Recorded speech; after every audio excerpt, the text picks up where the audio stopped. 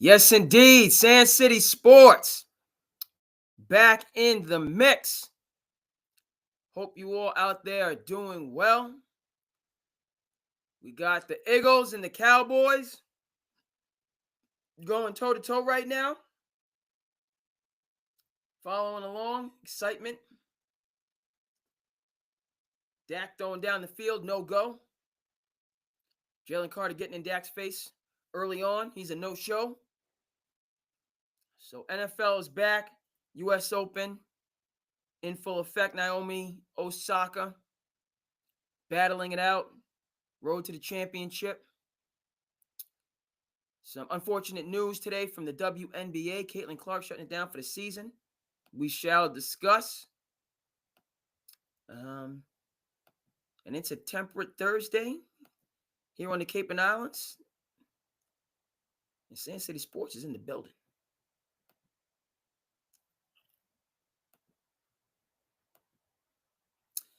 I say again, hope you're doing well.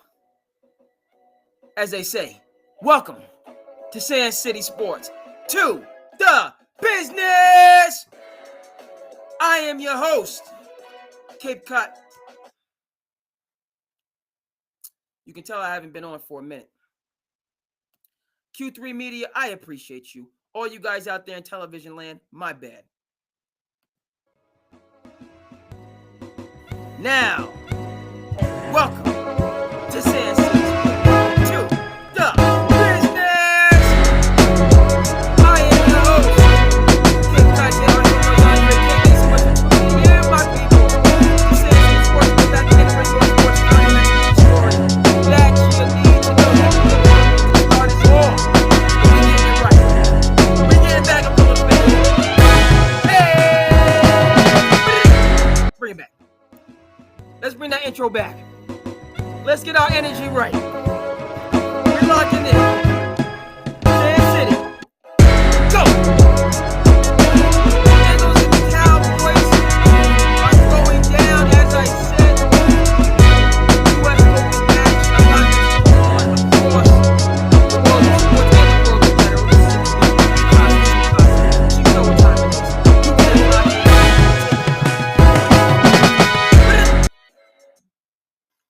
All right, you're welcome to come on through the SandCity Sports. Jump into the comments, the chat, so on and forth, as they say. Right on cue. My man Chris, yes, it's been too long. SandCity, we had a siesta, okay? An extended siesta, but we're back. You have to do the passion project, the things that fuel, the things that elevate and motivate. All right, and so a couple things, right? Life got busy, okay, but we always have to make time to do, again, positive, productive, uplifting, creative, so on and forth. So SandCity is back in the building, and thrilled to be here. Yes, sir, Chris. Good to see. All right, and the Eagles are playing. Know what time it is? Okay. Shout out to Mighty Mick. Shout out to Mighty Mick's gym, huh? That could have been a contender. Only right, as the Eagles are getting down. Who I support was actually down. Took a trip over the weekend. Was in PA, the interior of PA. Right? They say Pennsylvania is Philly in the east, Pittsburgh in the west. Country, big beautiful country in the middle. I was down in Gettysburg over the weekend to connect with former college students. One of my very impactful professors passed away, and the service was down in Gettysburg. So took the trip down. Very good memorial service. Saw just old friends, classmates. It's been some years, so it was wonderful. But as I'm driving, just woo! You want to talk about beautiful country? Oh man, rolling mountains, hills, how they manicure, how they keep these properties up. It was remarkable. But I said, oh, Philly, get on this road, go over to Philly. But I said, no, got to get back going towards the tri-state to make it back to New England. That's what I had to do. But it was good. It was good to be back to my roots, be back in the tri-state, moving and grooving. And people that have been keeping up with the show are well aware, born in the great state of New Jersey, something that I'm proud of, being, the great state of New Jersey, the Garden State, and have family in Philly to this day. My aunt and my cousins are down in Philly. So last year I was pulling for the Lions. Wanted them to break through, didn't happen. But we always say the Eagles, that's my roots, going all the way back to Randall Cunningham. All right. Buddy Ryan, okay, back in the day. City of brotherly love, but it's a tough blue collar city. So listen, the Cowboys are hanging right in there with the Eagles. All right. I know the first game, but defending Super Bowl champions who are stacked to the gills with talent, playing against the Dallas Cowboys team has clearly made some major moves, major moves. And the Cowboys, they're standing, they're standing tough. I got a little bit, but 24-20, 5 minutes to go in the third. We got ourselves a ball game, an NFC East battle. It's good to see. Now, as soon as I said that, Peacock want to go ahead and freeze up on me. All right, better get right, Peacock. Dak going to the end zone. Eagles secondary not having it. All right, so we're going to talk about this game, but it needs to be discussed within the context of the NFC East overall. And by the way, again, glad to see, as I said, and I'm going to continue to say this, people check in with me as you feel the need. But I feel it needs to be discussed within the context of the Micah Parsons mega deal and how that impacts. I mean, we're seeing the impacts right now. The Cowboys seem to, right, have taken, there seems to be a force multiplier. They're playing inspired football. They want to show, hey, Micah, is that guy, but we got a lot of talent. So we're going to discuss the game, but then the game within the game. So let's get Micah up on the screen and keep it moving.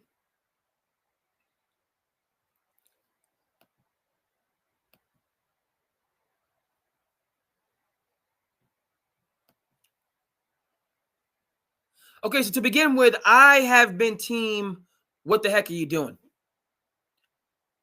Team, you cut your nose off to spite your face.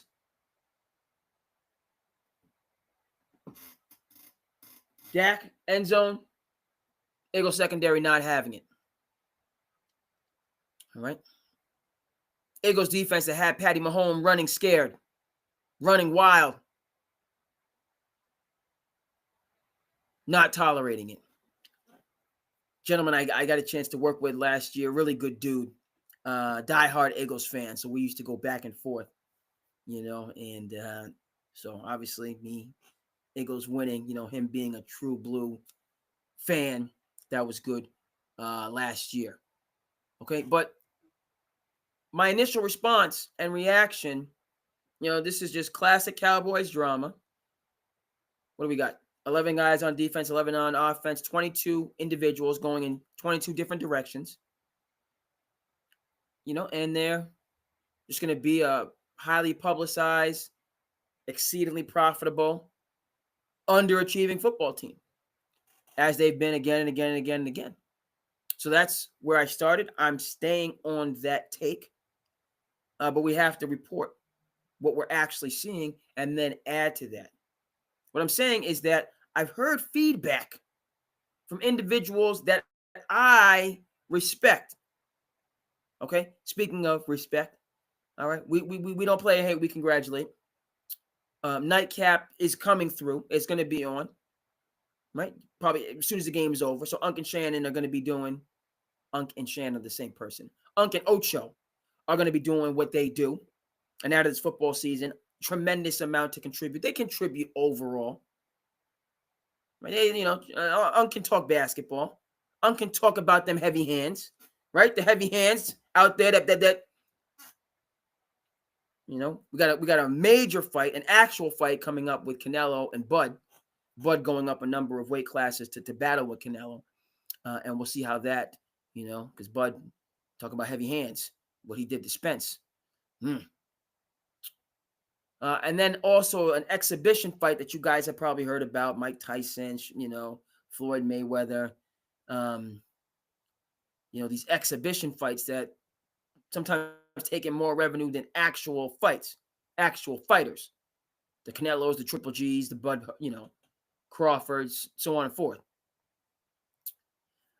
But again, back to Nightcap. Unc can talk about all of those things and does a good job, and their show. I saw on, Unc has a really good interview out right now with Michael Irvin. He's reshuffling some things. He's reshuffling some things, but he seems to, be picking himself back up and moving on in the right direction. And that's also true of Skip Bayless, who's partnered up with Gilbert Arenas for the Arena.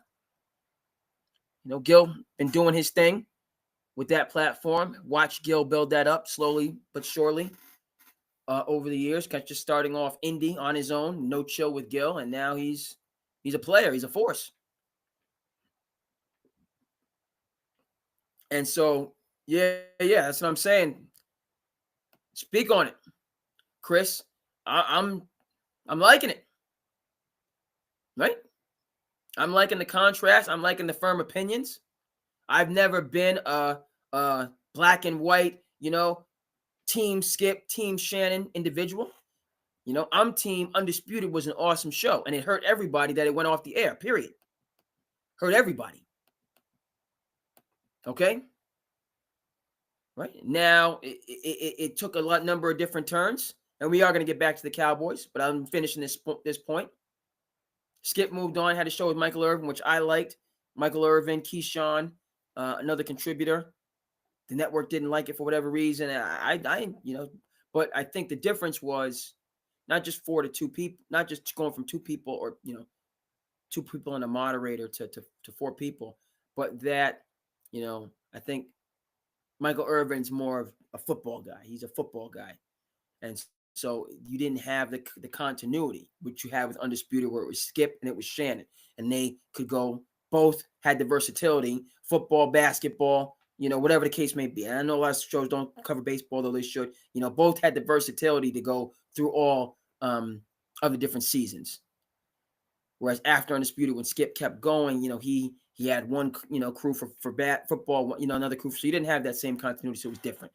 Point taken there. But I enjoyed the show, particularly during the football season. All right. And then, of course, Unc going over to ESPN for 2 nights, building up Nightcap, having Club Shay Shay go wild. They went in the different directions, highs and lows since. But bottom line, I'm glad to see both of them back into the mix. 100%, Chris. Yeah, Mike. I'm pleased, with how, his second act, really, second half of his life and the person that he's become.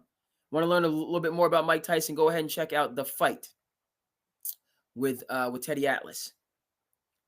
I have it on Audible. It's awesome. Go ahead and check out the paperback. But The Fight by Teddy Atlas. First of all, he's just a gifted communicator, and the stories that he tells are impactful. But then in reading that book, I got a chance to understand who the heck Mike Tyson was. Right? A lot of people know Mike Tyson, Teddy Atlas had their falling out. Mike Tyson, come up under Cuss D'Amato, then Cuss died, and Mike didn't have that structure that he needed. It was downhill from there. But check out The Fight, get an understanding of the story and who Mike Tyson was, who he became, how he had his troubles, and then now how he's, put himself in a much better space. And I'm glad to see it after those troubles.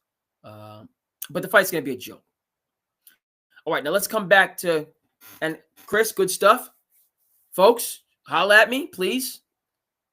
Get involved as you need to get involved. Appreciate your Q3 Media for the you know, on the Twitter, the X machine. Much love and appreciation. But let's get to the Cowboys and Micah and where the team is. Look, I'm hearing folks that I respect saying that Micah Parsons is, yes, supremely talented, and is ascending and needs to be paid his money and have his respect. And football, you got a hard cap, so you have to have these difficult conversations. Oh, get all that. But the reporting and the feedback that resonates with me, that changed my perspective, is that Micah Parsons was not the unifier in the locker room that a Patrick Mahomes is. Meaning, okay, you're the best player, okay, but you're also the best dude. How you conduct yourself, how you carry yourself, how you encourage others, how you lead by example, how you come through in the clutch, on and on and on and on and on. Whatever you might want to say about Patty Mahomes. Does he happen to get favorable calls, it seems? Is the NFL, right? When you talk, scripted, those are two different points, but I made them both. Okay, there's a little bit of, there's an aura. He gets some superstar privileges, sure. But nobody doubts that he's supremely talented, A, and B, he's well-liked.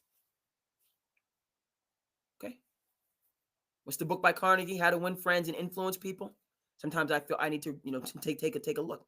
I got to take a look at that book in the different roles that I have. I got to take a look at that book because, that's a challenging thing to do, especially when you're in competitive environments. It's challenging. Well, it should be challenging when you're trying to get big things done. It should be a challenge. But back to Micah Parsons, what you're starting to see, what you're starting to hear, A, and then what tonight is showing us, B, is that, he is supremely talented, but he's not necessarily bringing people together.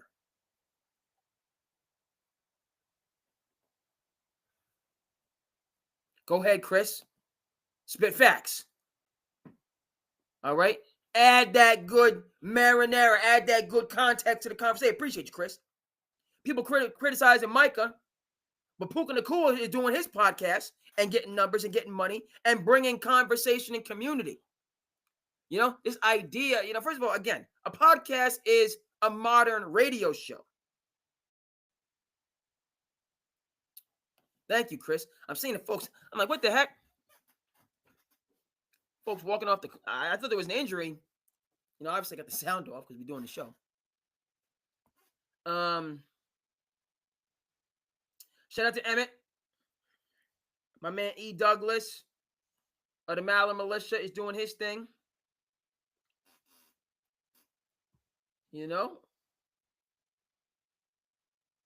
Emmett's doing what he's doing. Let me just go ahead and get my bro. I know my bro, super dad, but it's football season, so he always has a lot. He's got a lot to contribute. He's got a lot of knowledge on the football front. Played football. Was a good player. And so he has the background. Right? So never mind that this is modern communication. You podcast, okay? You do the long form. You have the conversation. People participate in the which we need, by the way. Right?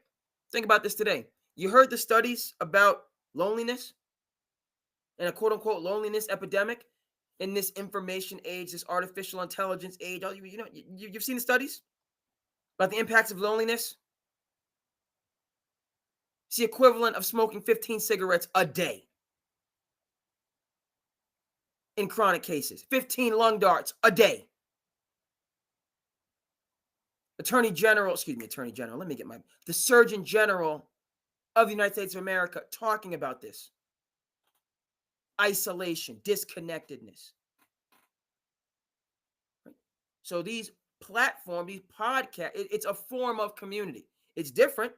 We're not all at the corner store, or sitting in the park with our newspapers. It's a different form of communication, but it's how people connect.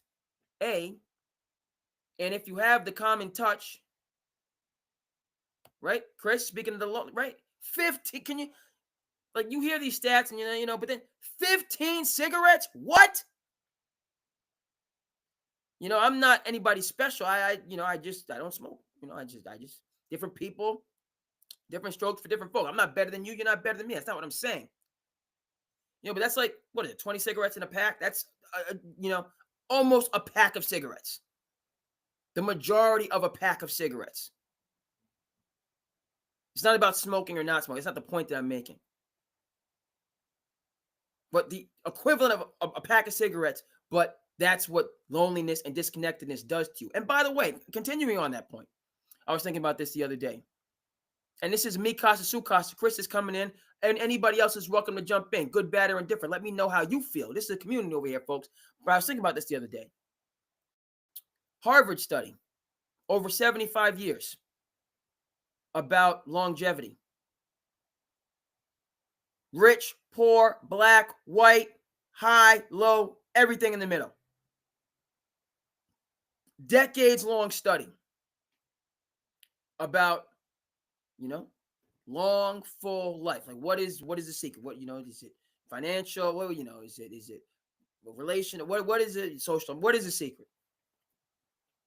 And the conclusion of study, Harvard study, maybe I have to get it for you on the screen. I don't mind doing it. It was close personal relationships. Close personal relationships. Positive, uplifting relationships is what was the number one indicator of longevity. And not just quantity, but quality of life over years. Close personal relationships. So what does that have to do with Micah Parsons? Well, this issue because he has a podcast that's successful. That doesn't mean he couldn't be a good football player. Doesn't mean he's not a good teammate. Because obviously Kels with his Super Bowls, and congratulations on his engagement, is a successful football player. Arguably the greatest tight end of all time with his mega podcast. Shout out to Puka Nakua. Not familiar with that. I'll get familiar with it, but shout out to Puka Nakua. We congratulate around here. This is community. This is ideas. This is information. This is exchange. So, but that's not the point that I've heard, right? Vis-a-vis the arena. Skip Bayless breaking it down. That resonates with me. And then not a quick Talib also, bringing the football perspective. Shout out to the arena. Respect. But that, okay, you have a podcast, but Micah, you took shots at you took shots at your people. You ain't put your boy Dak in the top 10, Micah. Woo! Come on now. You ain't put your starting quarterback playing for the Dallas Cowboys in top 10. Come on now. What are we doing? In any situation, highest paid player on the team, and he's not in your top 10, you might have got some additional feedback and views, and algorithm might have, with that take, but in your locker room, anathema. There's some side eyes now. There's some, you know what I mean? You done brought some tense energy into the locker room with that. It's true. And then folks saying football, the ultimate team sport, it's even more so, right? You can win theoretically, not all the time, obviously, but you can win theoretically in the NBA with guys that don't rock together, that don't like each other. Baseball, same thing, right? Football, yeah, yes, you have an offense, you have a defense, so on, fine. But if we're not on the same page, as a take a look, on the defensive side, other linebackers, defensive linemen, second, looking at you. Come on now, Mike. What are you doing? What are you doing? And obviously, you got to be respected because of the talent, but I'm not rocking with you, man. I work with you. I don't rock with you. Huge difference. Because you can see clearly that Patrick Mahomes and Travis Kelce rock together. They're friends. Their significant others are friends or friendly at least. And we're in this. We're in the mix together. Okay, and so the Micah Parsons mega deal, Cowboys holding their own, Thursday Night Football against the Eagles. I was team blame Jerry, same old, same old. Can't get out of his own way, as they would say, on the mixtapes. Can't get right. I was team Cowboys, aka can't get right. Same old, same old. That's what my initial view. Not changing that. That's where I came out on this. But they're playing well tonight, and you're hearing this that it could be a less is more situation vis-a-vis the Buffalo Bills. Huh? Bills got rid of Stephon Diggs. Primary offensive weapon. Out there, Diggs left Minnesota, needed more shine. Goes to Buffalo, things were going well. He's balling. Next thing you know, I'm not, does the same thing. Okay, now leave Buffalo. Goes to Houston, first year balling. Next thing you know, now he's in New England. Right? You fool me once, shame on you. You fool me twice. Remember my professor telling me in college. I understand if you go someplace and it doesn't work out, you can't get along with people. I understand that. But if you go to the second place and you go to the third place and you go to the fourth place, now you might have to get that Michael Jackson out. You might have to start looking at the man in the mirror. That's what you might have to do. First time is one thing. I don't like the people, and they against me and they, forget them. They ain't about nothing. Forget them. That's the first time. Second time, third time, fourth time. Hey, man. It's time for a sit down now. It's time you got to sit down because the first time, but by the fourth time, it's time for the mirror, man. You need to look in that mirror. That's what you got. You got to look in the mirror, man. It's not always somebody else.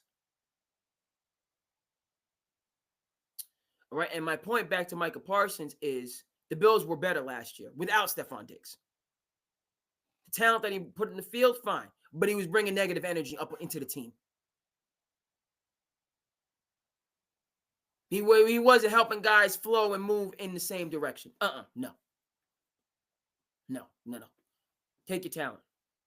We want guys that's locked into what we're doing. That's all about us. So that we know we're on the same page in those high leverage moments. Might not have as much talent to do as many things, but we know we can do what we do. Versus having this high talent guy out there that's doing it their own thing.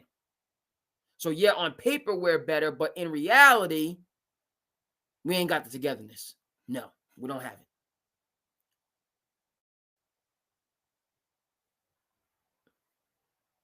All right. So that's 4:44 in the third as the Eagles and the Cowboys take a break. Lightning, which is serious, so you got to let it pass over. That's in play. And it could be that boomerang, that reverse effect where, yeah. And frankly,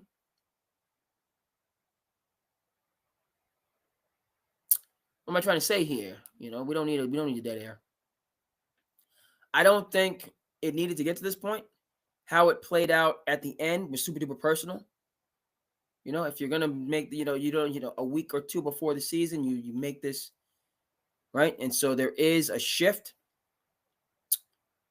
That's not optimal from a number of different capacities. Okay, because Diggs left Buffalo, like he was out in free agency, so they had a whole off-season training camp, okay, this is what we're doing. He didn't want to be around us. We said, all right, keep it moving, bro. Well, what did the late great Bernie Mac say? You know what I mean? I see you looking at me. And the late great Bernie Mac said, he said you gave me that look, and that late great Bernie Mac. By the way, check out Maybe You'll Never Cry Again, Bernie Mac's autobiography. You get it on Audible. He narrates it. It's awesome. Listen to it all the time. He said, Bernie Mac, you give me that look, that mean you want to do something to me. You give me the look, that mean you want to do something to your boy. Okay? So that's time for me to step on back and go ahead and bust a move. Go ahead and bust a move. Because you look like you want to do something to me, bust a move. All right? And I'm a Bernie Mac from the Shy. Okay? Put these paws on you, as they say. You gave me that look. Go ahead and step on back. Might have to put these paws on you. Might have to get you. My grandfather used to say, might have to cool you out a little bit. Might have to cool you off. You got to cool off. You're a little hot right now. You might have to cool you off. Right? Okay? So we get rid of that type of energy. A. And then B, as I was saying, if they don't want to be around, bust a move. Now, again, but bust a move. Go ahead and keep moving. Good luck. Good night and good luck. Good movie. Shout out to George Clooney. All right, so we'll see. Best of luck. There's no shade on Micah. Keep doing your podcast. Now you're going to Green Bay. We were talking about championship aspirations. They've been building it up. Matt LaFleur knows his business. Jordan Love continuing to get better. People had their doubts about him. He's in there winning ball games in a very competitive NFC North. You could have four NFC North. I mean, it seemed like, and we're going to see, hurts my heart a little bit that Ben Johnson goes from the Lions to the Bears. Hurts my heart, even though I got love for the Chi-Town. You know what I mean? Good buddy from prep school, Percy Julian High School. You know what I mean? Talking about the best public high school league, the Chicago Public League in America. Shout out to Simeon, Proviso East, Marshall, Julian. Please go ahead and watch Hoop Dreams. Get the love. Feel it. But the NFC North, come on now. Packers, they bout it. Lions, still uber talented. Vikings, complete team. Brian Flores got that defense. And now the Bears coming in with talent and coaching. That NFC North, even more so, not even a question about it, than the AFC North. Because I just named you 4 teams that theoretically could all win the division. The Bears, with the talent they have, and Caleb gets right, run the table. Lions have already done it. Packers shown that they can do it. Vikings have the coaching and the continuity to do it. AFC North, right? You got the Ravens, no doubt about it. We're going to talk about Lamar Jackson. Got pressure on him. Steelers, who I think second best team in that division. Complete team. Rodgers run the offense. Defense is stout. Bengals, a little bit of a one-trick pony, even though that one trick is phenomenal. Out of this world. Burrow, Chase, off, you know what I mean? Off, but I just don't see the balance. I think teams can just line up and run over them. Keep Joe Burrow off the field. That's just me. And then the Browns, as I've had to be informed through people that know football, just injuries, the Browns, even though they have arguably the best defensive player in the league, the defense is not as stout as it has been in years past. So Micah, he's going to a good situation, and a perilous one, because that conference is loaded. So there'll be opportunities for him to shine. Being a, guy that just talking about PA, Notre Dame guy. Excuse me, Notre Dame. I can see people in Pennsylvania cringing. Feel there. My bad. Nittany Lion. The frozen north, that he's built for that. in PA playing those October, November, December games in that crisp, cold air, right up his alley. So could be a win-win. Anything could, right? That's not really a statement. Or could anything could be. There's upside across the board. Let's put it that way. We got upside across the board, and I'm glad, happy to see that. All right. Gotta stay in the Commonwealth. Want to stay in the Commonwealth for the present. Talk about the Patriots. We'll get into a little bit of the Super Bowl talk. Again, it's the beginning of a journey of 1,000 miles starts with a single step. So I'm not gonna go haywire on Super Bowl conversation. Besides just some, but I want to talk about the Patriots. Need to talk about the Patriots. Okay, Naomi Osaka down 5-6 first set. So she's fighting for a tie break.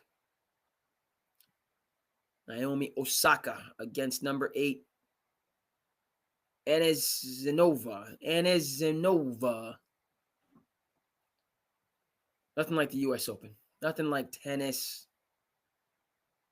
Primetime tennis. It's a beautiful thing.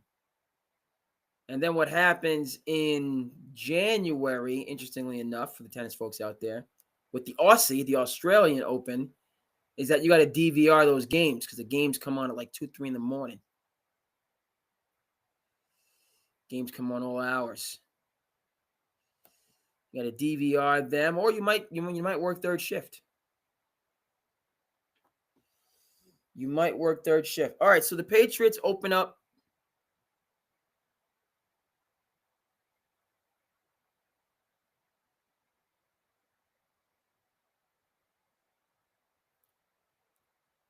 What is this? I'm reading.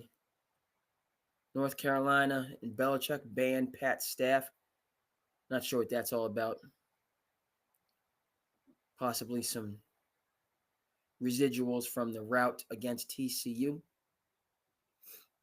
All right, so let's get our man Mike Vrabel up on the screen and talk a little bit about the Patriots who open up against the Raiders and essentially a trap game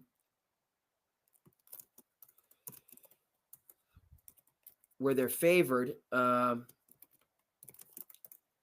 this idea that the Patriots are, my brother says, they're gonna be in the playoff hunt. This theory that the Patriots can go from 4 wins in Belichick's last year to throwing away the first round pick in absolute meltdown the next year, playoff contending team 1 year later.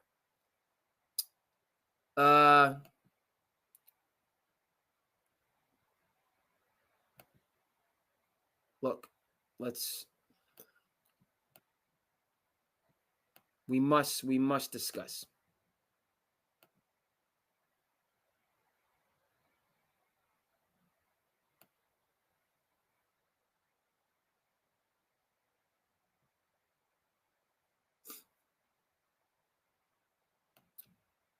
We must discuss.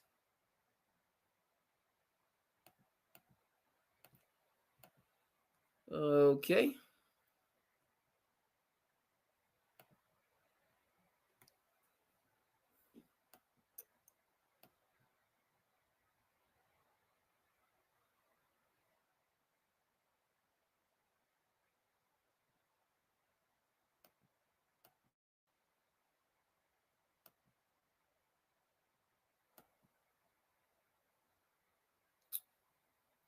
All right, Vrabel, they had a skirmish early on in camp. He broke it up, earned respect. Mike Vrabel's a guy, he's a former player, so you can see it. He walks around and he's a big, strong guy. So he has that presence about him. Okay, so a lot of analysts are big on the Patriots. Okay, so Vrabel's a good coach. They had a high draft pick. They have a question mark at quarterback. They have a question mark at wide receiver. Do I want the Patriots to be successful? Yes, I do. You know, obviously, live in the Commonwealth. Didn't grow up with the Patriots, but respect the dynasty. Remember who they were before the dynasty, and now, obviously, the golden age.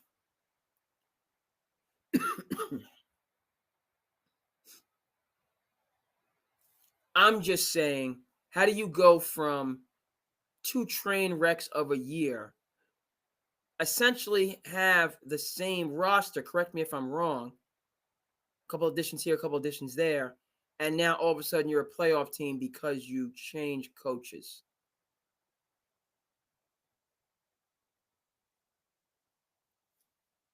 All right?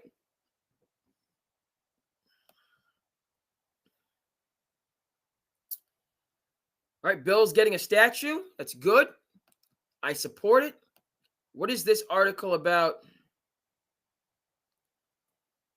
There is a competing article that the Patriots staff are banned from accessing the Tar Heels program.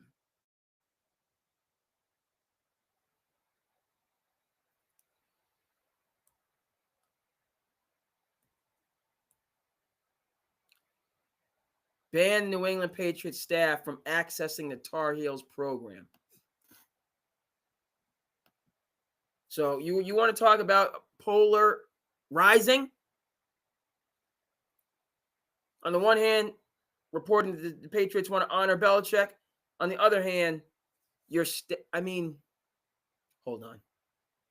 So we need to discuss this. How do we're gonna keep the conversation flowing. All right, yes, we're talking about Mike Vrabel and the upcoming season. A lot of folks are high on the Patriots. They seem to know their business. Fine. I'm 10 toes down. I'm not sure when the revolution took place. I know that it wasn't supposed to be televised. I guess it wasn't televised. But Belichick's last year, Mayo's first year, disastrous, both of them, for different reasons, but equally awful. Did I want to see Belichick go out in New England like that? Losing the way they did to the Raiders? Just absolute barnyard brawl chaos, which he seems to have brought to North Carolina with him. Never mind how the team is playing on the field. It's just everything. Bill Belichick has had a, end of life crisis.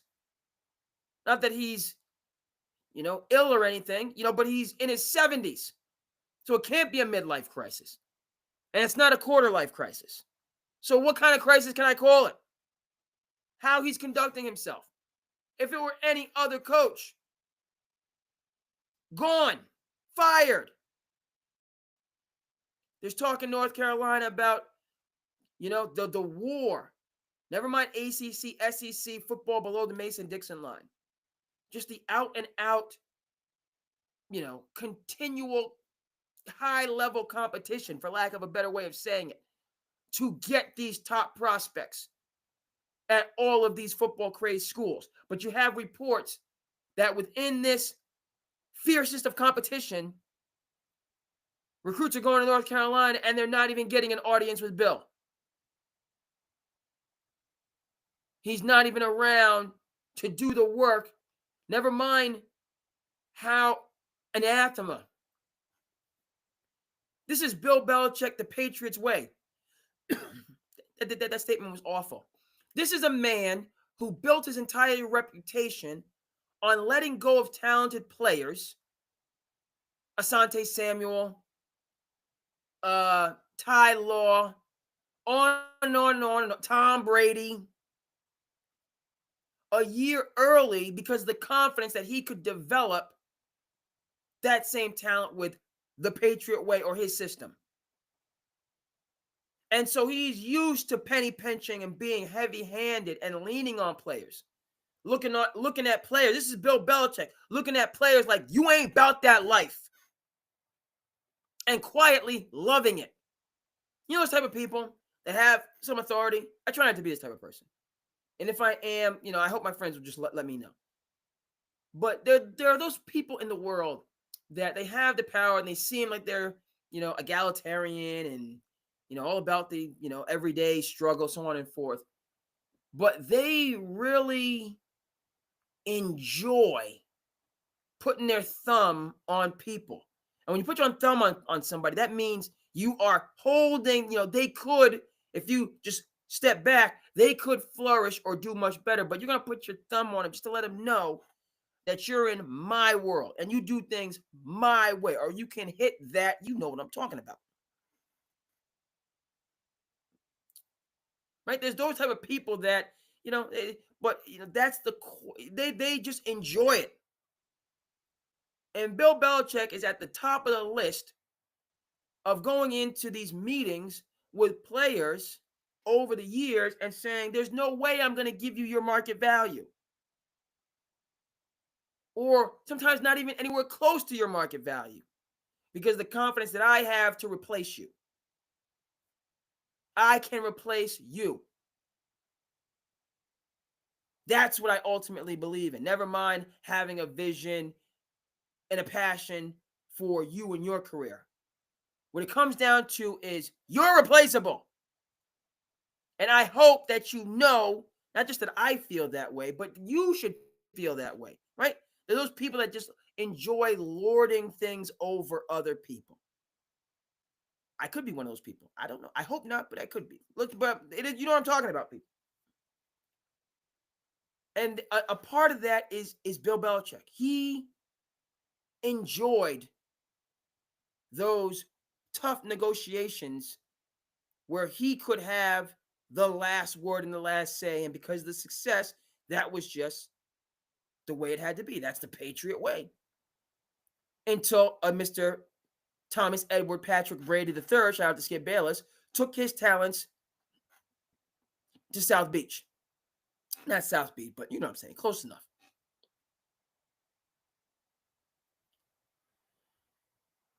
I know we still got Vrabel on the screen. We're talking to Belichick. We're gonna move. Because I got more I gotta go in on Belichick. And then we're gonna come back to the Patriots. So we're gonna move this guy over here. Yeah, we gotta get Bill up on the screen because I got more to. I don't even know what did they postpone the game? I'm looking at the office. What's going on, Peacock? What is going on? I'm in search of Bill, the thrill.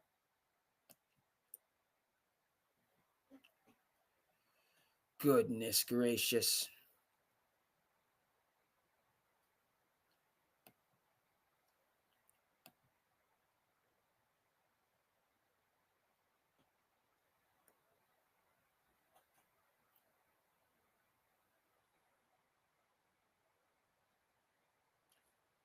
Mm-hmm.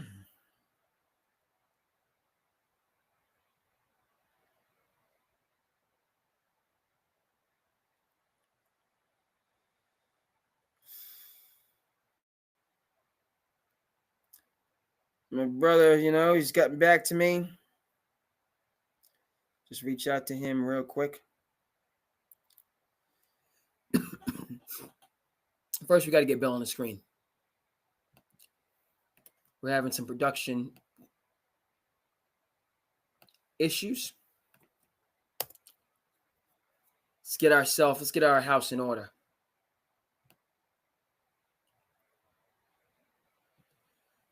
Let's get our house in order. Bro said, listen, I'm going to the barber tomorrow. I got you. Still no reason you can't rock with us tonight. We're talking Patriots and what this season is going to amount to, and the enthusiasm for the season, which I'm all about. Chris bringing the knowledge, the storylines, the angles, offered that the Patriots are building a statue for Bill. Well, great. No two ways about that. And yet, at the same token, Belichick's now saying no Patriot staff can have access to North Carolina. No Patriot staff allowed at North Carolina. So how do we this is wild. Okay, so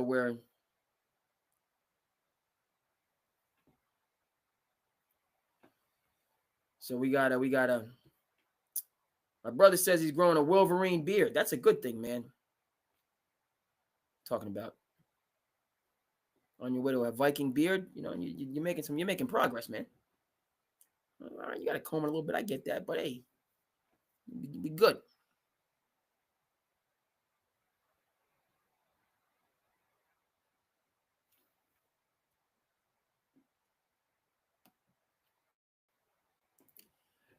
Yeah, man.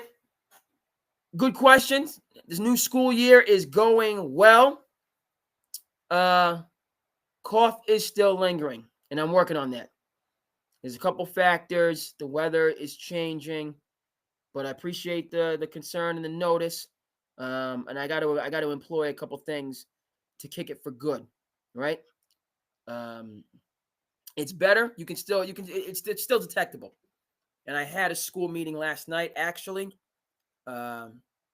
where I was up. I had to talk and to speak, and I was coughing a bit, which you don't want to. When you're in a public meeting, it's the last thing you want to do. So I gotta take some proactive measures to get rid of the cough. Fortunately, it's not the tussin knocked out the real issue, the sore throat, runny nose. So the tussin did what it needed to do, but it's just so the tussin is still there holding me down. Shout out to tussin, shout out to Robitussin, all day, every day, right? But now it's a question because again, it happened a month early. Usually, I do my bout of tussin the end of September. When we cross over in the fall, that's when I usually have my Robitussin come through for me. So it already did that a month ago, or a couple weeks ago. So I'm good. I'm it's good. I don't have the sore. But the cough is still lingering. So I got to take some steps. In terms of start of the school year, it's been good. Good start of the year. I'm teaching 3 to 5 this year. Last year I was 8th grade, so this year is 3 to 5. So it's a new age group, but I've been teaching over 15 years. So, that stuff, you kind of make the adjustment. Younger kids, more group oriented, and it's just about they're children that are being built into students is the way I look at the elementary level. So 3 to 5, they're making their way up, but that's the folks out there have kids, or if you guys ever visit an elementary school, like the first thing you notice, because the majority of my education experience teaching has been middle and high school, but bounced around, particularly early on, so taught a good amount of the elementary schools. And I walk in, I says, why the heck is everything so small? You're just walking in, you look around, it's like, what the heck? Well, I'm a giant. It's like, no, the thing is smaller because, these are kids. They're first, second, third, fourth, that's why it's smaller. You just thought it was normal when you're running wild in those formative years. I might have mentioned it to the folks out there. I don't mind repeating it, but we had a really good childhood, which is one of the things. You get older, you look back, and you can see a lot. You can really appreciate a lot about, so I had a wonder years type childhood. Obviously, there's challenges, and life is life, and people are people. So there's certainly challenges, but you look back now and say, man. My point with that is a part of my my childhood that I look back on, and is I was in the same second grade class as Bill Murray's son. By the way, I heard Bill Murray has a movie out talking to my family. Got Bill Murray has a movie out that's good because it's Bill Murray's in it and he's just a great actor. So I was in second grade with his son. His name, he has a couple sons, but Homer. And so I remember specifically being in class and being hyperactive. It was like, I need to use the bathroom. I didn't need to use the bathroom. I just wanted to walk around and, feel cool. So the teacher let me go to the bathroom. I was like, oh, I'm so cool. I'm in the hallway. So I'm walking down the hallway this way, and Bill Murray, is walking the other way. So I'm in the hallway, just like, I was like, that's Bill Murray. And he's one of these celebrities and stars that is, again, back to the whole Michael Parsons conversation. And, he's just so down to earth. And every man, he's just, and the way that he is, that just like off his sense of humor and how he's funny on camera is how he is funny in real life. Just a cool dude. So again, good start to the year. Another journey. Different age level, but I'm looking. I enjoy it. Progress over perfection. Was one of the things I'm big on. Progress. So and just getting this. You spend time teaching, coaching, parenting. You're building up those confidences, building up that confidence. Setting those goals. Right, and in all those three capacities, is nothing like once you see, student, a player, a child, come into learn something and get a confidence with it, and now, and now they're on their way. So it takes time, but it's a good feeling. It's a good feeling when that progress is made. So good start to the year. Thanks for asking. Schedule changes a bit, but still, hey, had a glorious summer. It was wonderful. One of the things that we do, I'll just mention, before we head back to Bill, that we do on the Cape is for Labor Day. Tourists are heading out. A lot of people heading out for the summer, and so we'll go. Our highway has a couple overpasses, so we'll go out to the overpass and wave goodbye. Have farewell, good journey. It's a good summer. It's like a cool, it's positive. I mean, people, we're a tourist economy, so we need you. All right. And frankly, it's good. It's good. It's a good change of pace. Right. If you live in a metropolitan area, or if you live in an area where, it's just kind of consistently the same thing, maybe you're close. So we're out here in the countryside. So it gets a little, summer, the off season is, and people like this old world New England. That's fine. But it's nice, I think, that you appreciate that change of season. Things pick up. Yeah, there's traffic, fine. But how often are you going to see this celebrity or that president, or that captain of industry, right? You're walking down the cobble street in Nantucket. Oh, that's Colin Cowherd. Oh, yeah. That's Colin Cowherd. Portnoy has a mega mansion over there on Nantucket. So everybody doesn't get a chance to experience that. By the way, Bill Belichick sold his Nantucket home, which is a little bit of sadness. He was at that Nantucket home during the COVID draft, which is pretty cool. Had his dog, in the chair to when the camera went to the Patriots. Belichick's dog was in the chair. That was you say what you want to say about the NFL. Am I allowed? They kicked me out of the game. Is the game going on? What the heck is going on, Peacock?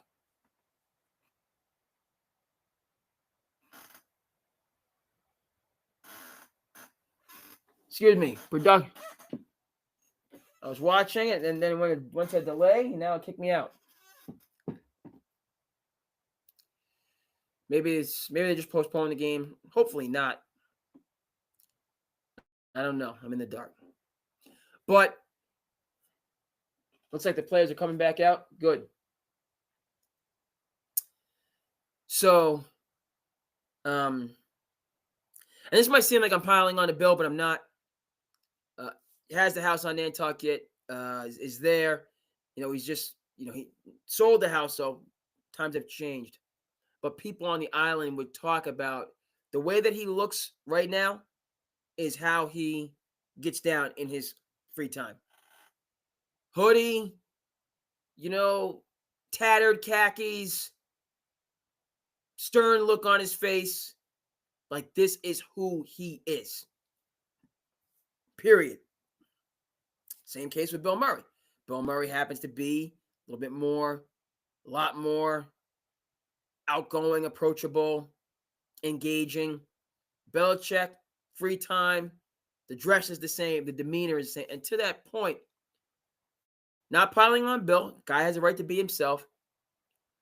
We have an airport in Barnstable, Hyannis particularly. The airport has grown over the years, right? Because you want people to visit, and you want, So we started off with smaller planes. Airport has grown to get the opportunity, to larger planes. We don't have Boeing 747s, but bigger planes that can come in and out of here. If you want to come to the Cape, all right, take the airplane, come in and come. So that's been a good thing. This is a couple years, Bill, particularly off season, he was just taking one of the smaller planes. It's a nice flight. It's pretty cool. I got a chance to take it a couple times as an official. It's literally like 10 minutes total. You take off Nantucket like you're over the ocean for like 2 seconds. Next thing you know, you can see a light in the distance. Next thing you know, you're it literally, you go up. It's a real quick flight. So he was at the airport, and he's sitting, because you only fit like 5 people max on these planes. And he's sitting there and he's waiting. And this is what the story that one of the car rental, because that's what we have at our, it's just a couple car rental places. And she's saying, yeah, like Belichick, I'm here one day, and it's like he's just sitting there in the lobby by himself. That guy was there with his kid. And thank you, Chris. Game starting up in about just over 10 minutes. Very good. Get back to it. Respect. Everybody's still up. Everybody's still locked in.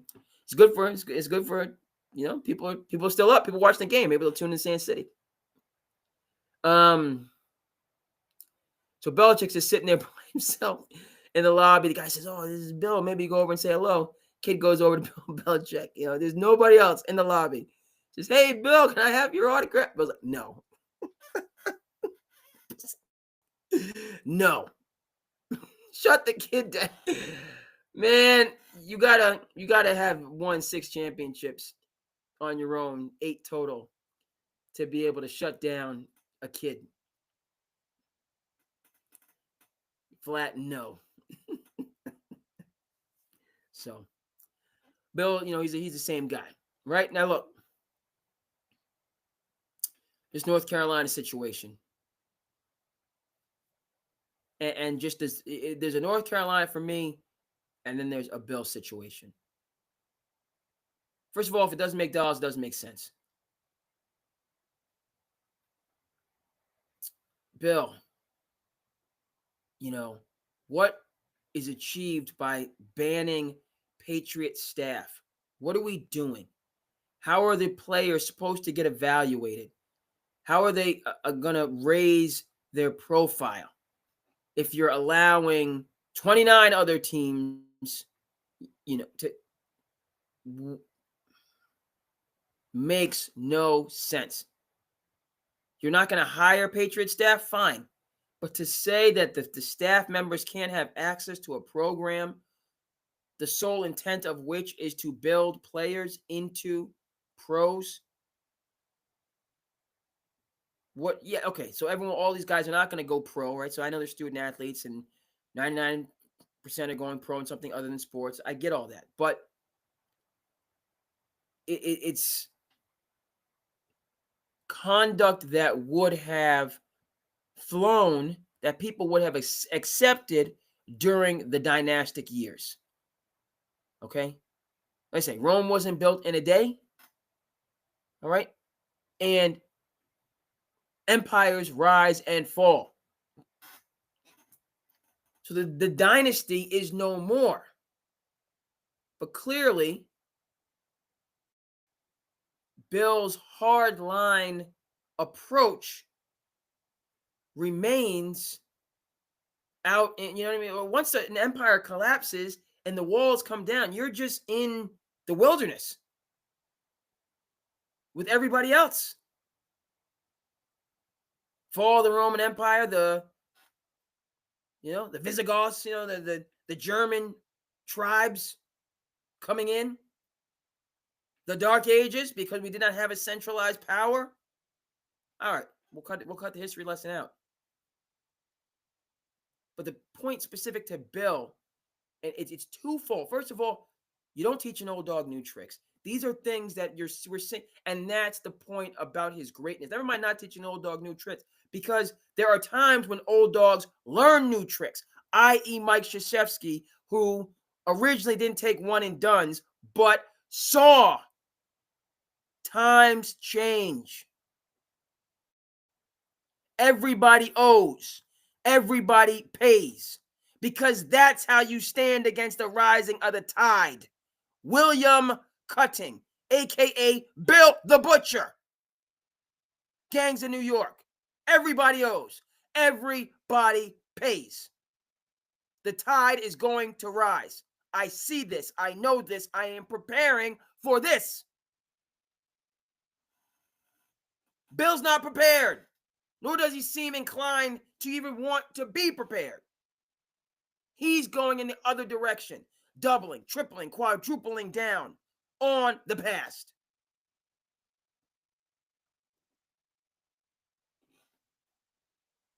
Which is wild.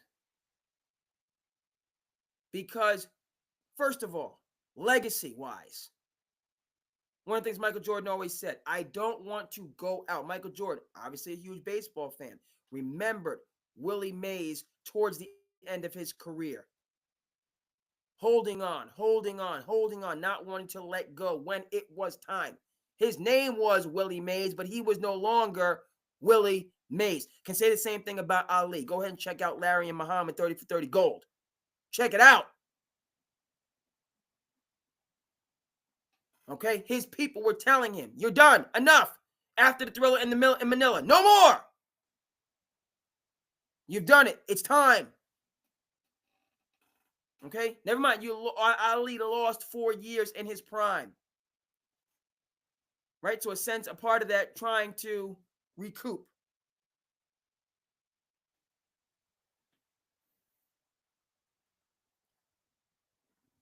Bro's going to be on. Try to lock in tomorrow. Yes, sir. NFL preview.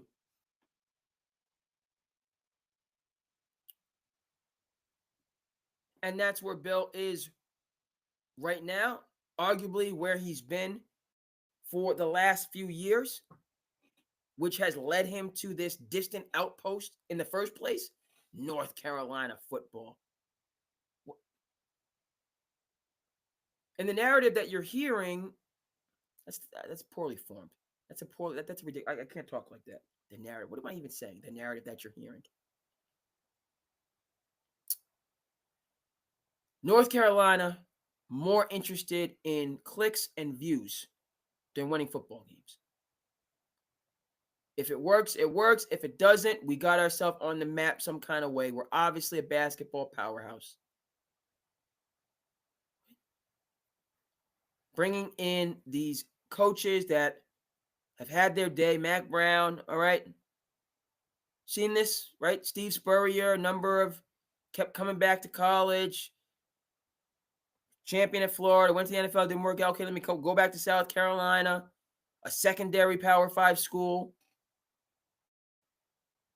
Lift them up a bit. Okay. Not to the national championship level, but drafted, brought in some top players. Talking about Spurrier, had Clowney and good running backs, so on and forth. And that's the win-win. Okay, so people talked about South Carolina football for a while. Have we talked about South Carolina football since Spurrier left? No. So from North Carolina's standpoint, it's not about winning. It's about us talking about North Carolina football, which All right. Your program is not being helped. This stunt, this publicity act is different than Clemson finding a Dabo Swinney who's the right guy for the job and then him building up a national power. Dabo hasn't adapted to the NIL era, in my view. Obviously, it's my view because I just said it.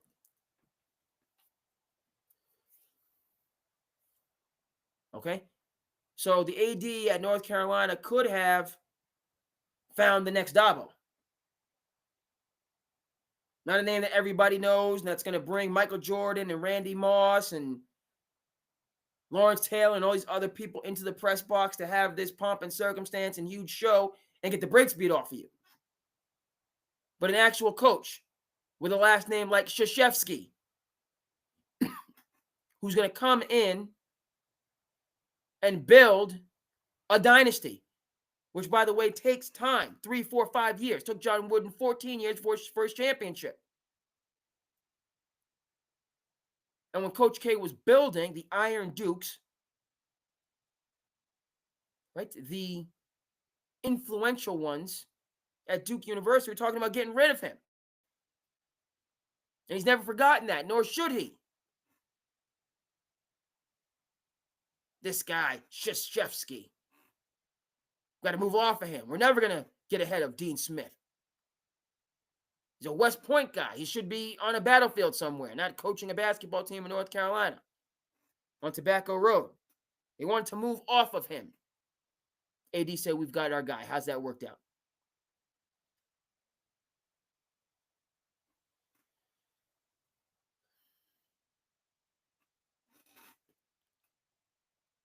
This Belichick experiment is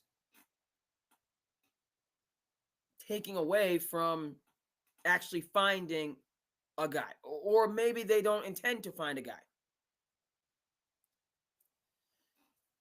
They just,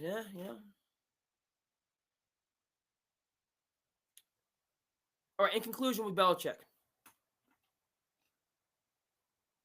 I'm not moved by the fact that their schedule is full of cupcakes. When you have a circumstance in which, and it's, look, never mind, Bill Belichick would make a great high school coach. Did I just disrespect Bill Belichick by saying the arguably the greatest NFL football coach of all time is now only suited to coach high school? I did not disrespect Bill Belichick. I spoke the truth as I see it. Because the fact of the matter is, as constituted in college football, there is more volatility, exceedingly more volatility, tomato, let's call the whole thing off, than there is in the NFL with the transfer portal in NIL. This is the reason certain coaches, i.e. Nick Saban, also Jay Wright, who we miss in basketball, jump ship. People at Alabama might be going to try to bring Nick Saban back by hook or by crook. That's a conversation that has happened. Meaning Nick Saban couldn't handle this NIL. And Bill Belichick, he's more of that way. Now, a lot of these college teams adjusting to the Wild West have general managers to do all of that. They just give the team to the coach. Okay, coach them. But it's a one-year proposition. And not just for your best players. Not just for the Zion Williamsons, the R.J. Barretts, the Jaleel Okafor, on and on and on. It's a one-year proposition for everybody. The kicker is out here talking about, I need more money for NIL. The last human being on earth suited to managing that type of scenario where every single player feels that they have leverage when your entire career has been based on you having the leverage, you being Bill. No. That's why this odyssey is even more peculiar. Because the idea of the old ball coach and the nostalgia and going back to basics where I can just connect with individuals on a one-to-one level and they're going to be receptive to that's in high school. And by the way, that's even diminishing as NIL takes over high school. With the last vestige of a process where you start here and you end up there and you're committed to that process versus Casino Royale. Meaning I put together a mixtape, who paying me right now? You gonna give me this bread? Okay, I go out there and ball. Never mind. All right. It's working out well here. I like the coach. Let's talk about, as Arch Manning did, and we're going to talk a little bit about Arch's disaster. Right? Disaster. And there's no, I had Arch for the Heisman. So let's remember that I said that. And remember everything I said about Arch. I was team Arch, and he went out and laid a dud against Ohio State. We're going to discuss. But with Arch, now never mind sitting out 2 years, but it's his willingness to go back. Okay, I got this much this year. All right, I'm coming back. But you're going to pay me more. Because the numbers are, all right, this, okay, we'll pay you this much more. All right, I'll take it. They're good. Players aren't even doing that. Like, I'll pay you $100,000 less than the highest bidder, but you're here with, you have continuity. So you take $100,000 less of, these guys are making millions.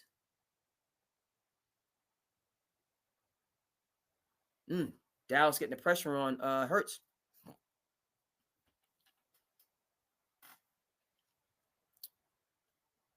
So systemically, it doesn't work for Bill. The system. And then the system of just them, you not having, right? It's so how would Bobby Knight do in the era of NIL, folks? That's what I'm talking about. How's Bobby Knight going to do in the era of NIL? Mr. Throw a chair across the court. How's NIL working for him? Mr. Every player coming up into your office talking about, I need this, I need that, and what? Like, hey, Coach Knight, I don't appreciate the profanity. Hey, Coach Knight, I don't like how you were talking to me the other day. Please tone it down. How's Bobby Knight going to respond to that? Coach, I don't like all these sprints you have us doing. Talk about Bobby Knight practices. Legendary. You come in, you got 4 buckets, 4 trash barrels each corner. Okay? Coming for trash barrel in each corner. What they for? Hey, when you feel breakfast or lunch, getting ready to, they got to go, don't disrespect this court. Don't disrespect this court now. When you feel the liquids, then you can't hold on to them. Boom, boom, boom, boom. Handle your business. Don't let nothing get on this court. Do not let it happen. Okay? Because it's coming. Yeah. I'm going to run you into the ground. Yes, sir, I'm going to do that. Okay? Only the strongest survive. Yeah, okay. And you have the perfect season in 76, and he has his 3 national championships, and he certainly knows his basketball. Hall of Fame. Rest in peace. Okay? But now bring Bobby Knight into 2025 NIL.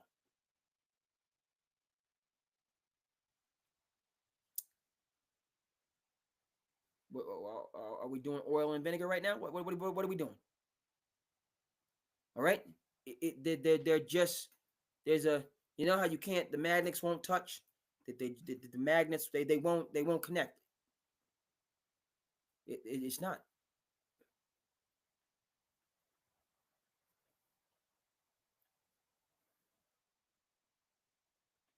I'm just, Bill, North Carolina, trying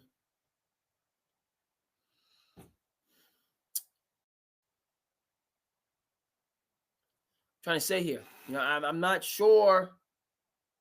Does Bill, is this an opportunity for Bill to show a different side of his personality, which he actually has? You've seen Bill in the press booth, right? He's funny. He's like, that's the way that you have to connect with these players. That's a generalized statement. Because you don't have to always just be buddy. Obviously, it's football. And there's a culture, and you have to have that. So we're gonna X that out. What I'm saying is, it's got to be a balance. I'll pat you on your back and kick you in the behind. Right? 50-50, might even be 60-40. Might even be 70-30. Pat in the back versus kick in the behind. Don't know if Bill's built for that. Bill is 80-20, 90-10, 95-5. Kick in the behind versus pat on the back. And we'll end it on that. And Tom Brady affirms that. Right? Bill never asked me to go to dinner. Never invited me over. Because he's Bill Belichick. These other coaches, these other situations, NFL, NBA, as soon as Wemby was drafted, what did Pop do? He got on the plane. All right, book the charter. We're going to Paris. I'm coming out to you to go to where you want to go so we can have this conversation and build this relationship. Pat on the back, kick on the behind. Bill, his boots, them iron toe boots. They've just seen too much action. Seen far too much action.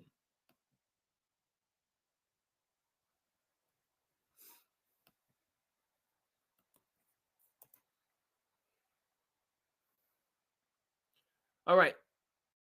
Back to the Patriots. A lot of teams are high on them. Let's take a look at this game against the Raiders.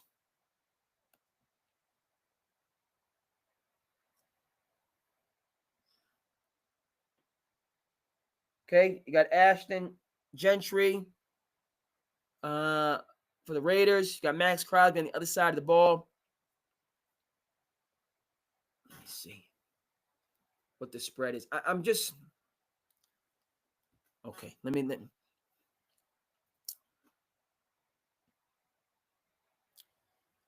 I have the Patriots winning 5 or 6 games. That's me. It's an improvement. It's not earth-shattering. It's better than it has been. But it's the beginning of a trend in the right direction. Others, my bro, Patriots fan, diehard, hasn't made the playoffs. A lot of people talking about 8 wins, 9 wins. I'm saying to myself, just bottom line, what makes the Patriots so much better than the Raiders? The Raiders have, I think both teams have holes, but the Raiders have a Max Crosby. Okay, Patriots, their secondary, they got guys, linebacker core that are elite. All right, fine. Raiders have Gentry. It's a rookie, but the Patriots got a good running back. Okay, coming in, fine. Pete Carroll knows his business. Mike Vrabel knows his business. But I'm just saying, these teams look comparable. Okay, Raiders are obviously in the AFC West, playing against Broncos, playing against Chiefs, playing against Chargers. So their division is lights out. Gonna be tough. Patriots got Belo, not going anywhere. Okay, Dolphins in between team. All right, Jets rebuilding.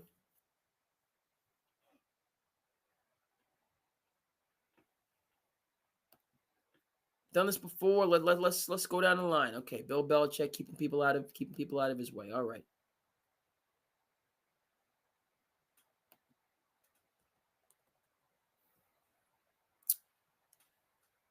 Patriots and Raiders. It's 50-50. I think it can go either way. Please feel free to jump in. 2 teams that have some talent but are rebuilding.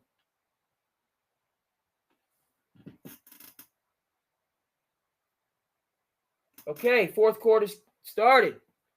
Eagles up 4. Dak thrown into traffic. Okay?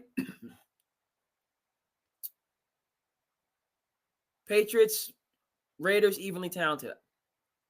Dolphins are more talented than the Patriots. Prove me wrong. Steelers are more talented than the Patriots. Patriots are more talented than the Panthers. Bills are more talented than the Patriots. Saints are less talented. Titans are less talented.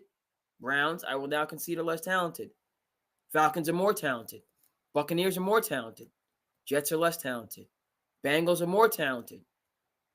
Giants, less talented. Bills more. Ravens more. Jets less. Dolphins more.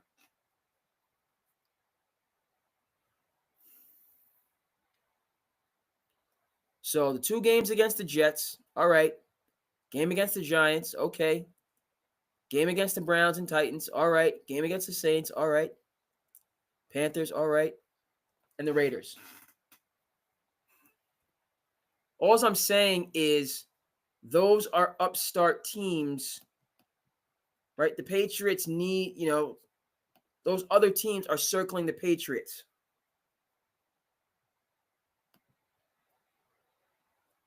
Okay, Raiders defense, Max Crosby against the world. It's not complete, but you have a difference maker. Their offenses. Pete Carroll's an offensive coach. Ball control, run, play action. I mean, he has a running back to do those things. Do I want the Patriots to lose their home opener? No. Do I remember last year when the Patriots won their home opener and got the season off to a good? Yes. And the first 3 or 4 games were right there for the Patriots to win last year. It was a good start to the season before it went off the rails. Patriots need to beat who they should beat. And I would say possibly beat them down. Win those games by double digits. Now you're talking to me. Beat the Jets, double digits. Hammer the Titans. Fact of the matter is, though, the Titans, specifically, they got talented young players with something to prove.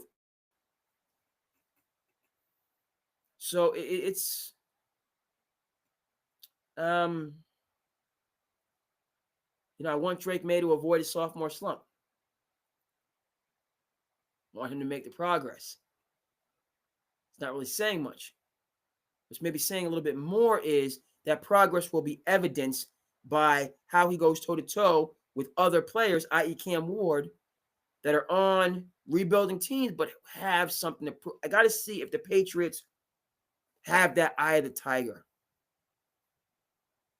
Okay, and if Mike Vrabel, nothing against him, but this is a team that's just been beaten down.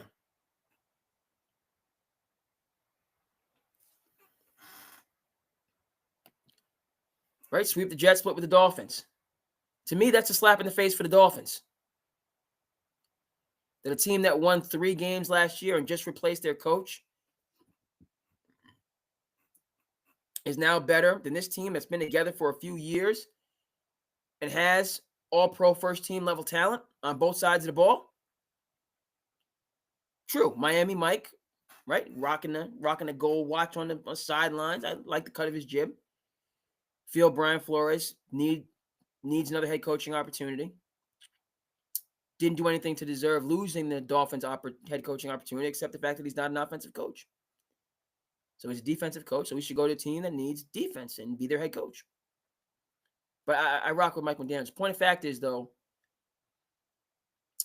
the Dolphins know what time it is. It's the end of the journey for this team and Mike McDaniels himself, so they got to win. And they're just far more talented than the Patriots. Correct me if I'm wrong on that.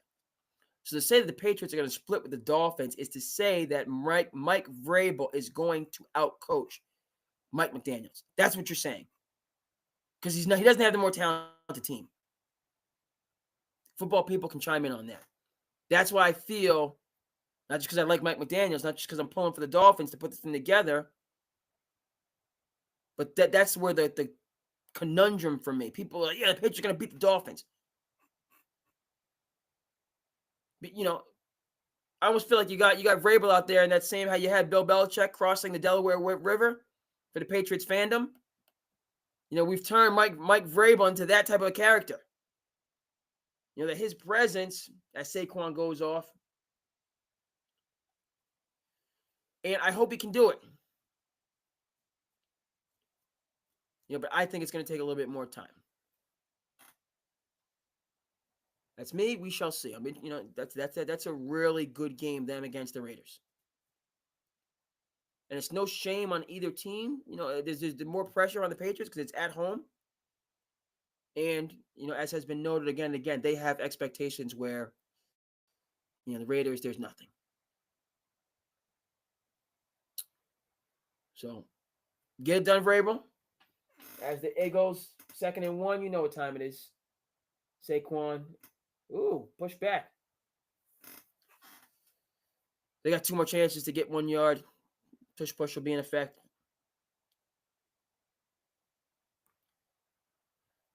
Okay. No yawning on SandCity Sports. So we'll leave that there for now because we have a mega story in the NBA we have to get to. You know what I'm talking about, folks? A mega story.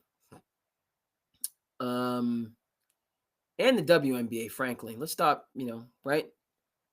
Holla at your boy. I'm back. How you doing? Y'all good? Everyone's good? SandCity, win the building. We you know what I mean? What they say? It's been a long time. I shouldn't have left you without the dope beat to step two, step two, step two, chicka chick. Right? I've been away from the zest. This is what so I'm back. A lot of things going on. Chris, you talked about his school year, dealing with the best and brightest, dealing with the community. It's a beautiful thing. But at the same time, I got to do my art. You have to take time and be disciplined. I got to work. We can all be more disciplined to be able to do those things that you gotta, or else you're just you're doing the things that pay the bills and what you have to do, but you're not happy. So it has to be that old work-life balance. That old work-life balance. What I'm striving for, what you guys out there in television land, where we're all striving for. So, hey, we're here for now. Mighty Maker's in the building. Mighty Maker's in the building.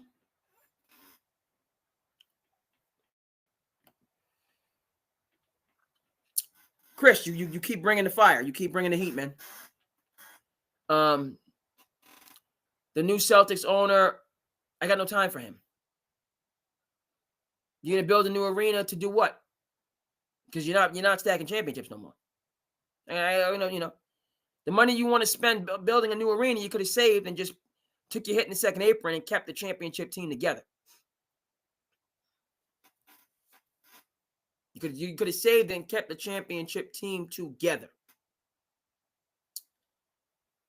And it was supposed to be a situation whereas, and we've seen this now twice, where Mark Cuban sold the Mavs but was supposed to have, some say-so. And if he had some say-so, they wouldn't have traded Luka Doncic for some Chi-Chi beans. Are you saying Anthony Davis is Chi-Chi beans? Yes, I am! Anthony Davis for Luka Doncic, straight up Chi-Chi beans. When you could have got Giannis. You could have got Anthony Edwards. You could have got Shai Gilgeous-Alexander. You could have got Anthony Davis, Dalton Knecht, Austin Reeves, and 3 first-round picks for Luka. You kidding me? You look at the haul Cronin got for Dame. For Dame, Drew Holiday. You gotta go to cough. You talking about what it would take to get a Luka? And you're just gonna trade somebody straight up for somebody who's older and injury prone? Chi-Chi beans.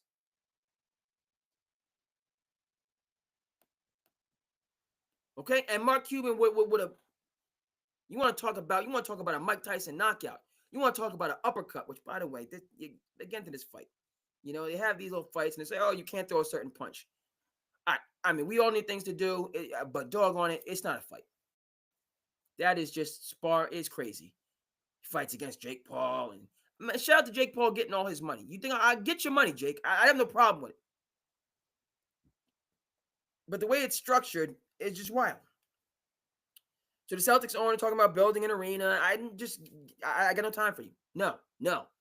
We were supposed to have a dynasty for 4 years. Yes, the Knicks are my team, and they did some dirtiness too. Right. Supposed to have a dynasty for 4 years to compete for a championship and stack championships, and everything was there to do it. Might have had to let go of Crispy P. I can accept that. Crispy P could have been replaced and maybe brought back on a lesser deal, so on and forth. This is beyond a conversation about the second apron, which I don't agree with.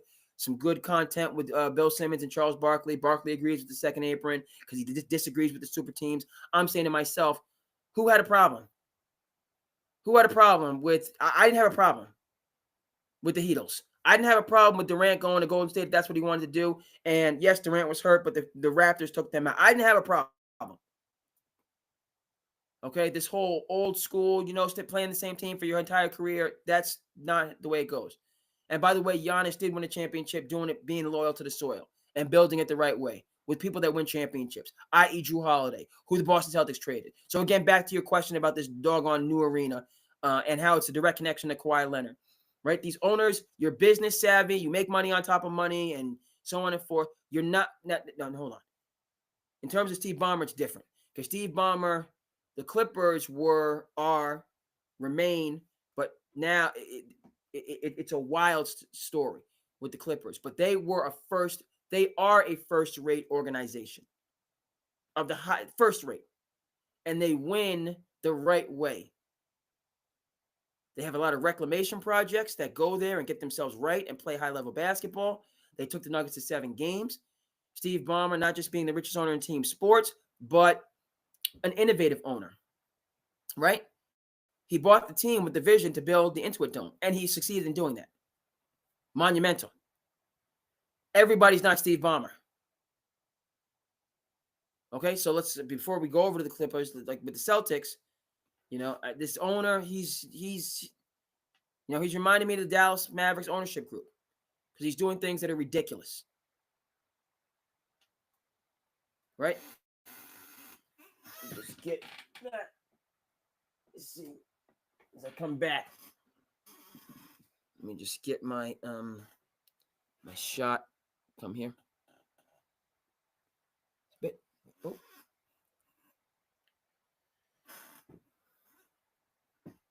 So yeah, maybe they got they can just reinvent the wheel and now let's talk about them trying to move off of Anthony Simons to get this pick. They just completely and it has nothing to do with Jason Tatum tearing his ACL or nothing to do with that. Nothing. Because if you brought back the team as constituted minus Crispy P, they'd still be a championship team. Drew, Jalen, and Derek White could hold the line, each having more of a role, all three of them being all-stars, which they are. And the Celtics would have been right there throughout the regular season. Okay, and then you look at the situation. Now, are they going to win a championship guaranteed without Tatum or at all? No. They'd need Tatum, right? But he would have a year to get better. So you look at a situation where he would come back late in the playoffs. Yes, fully healthy.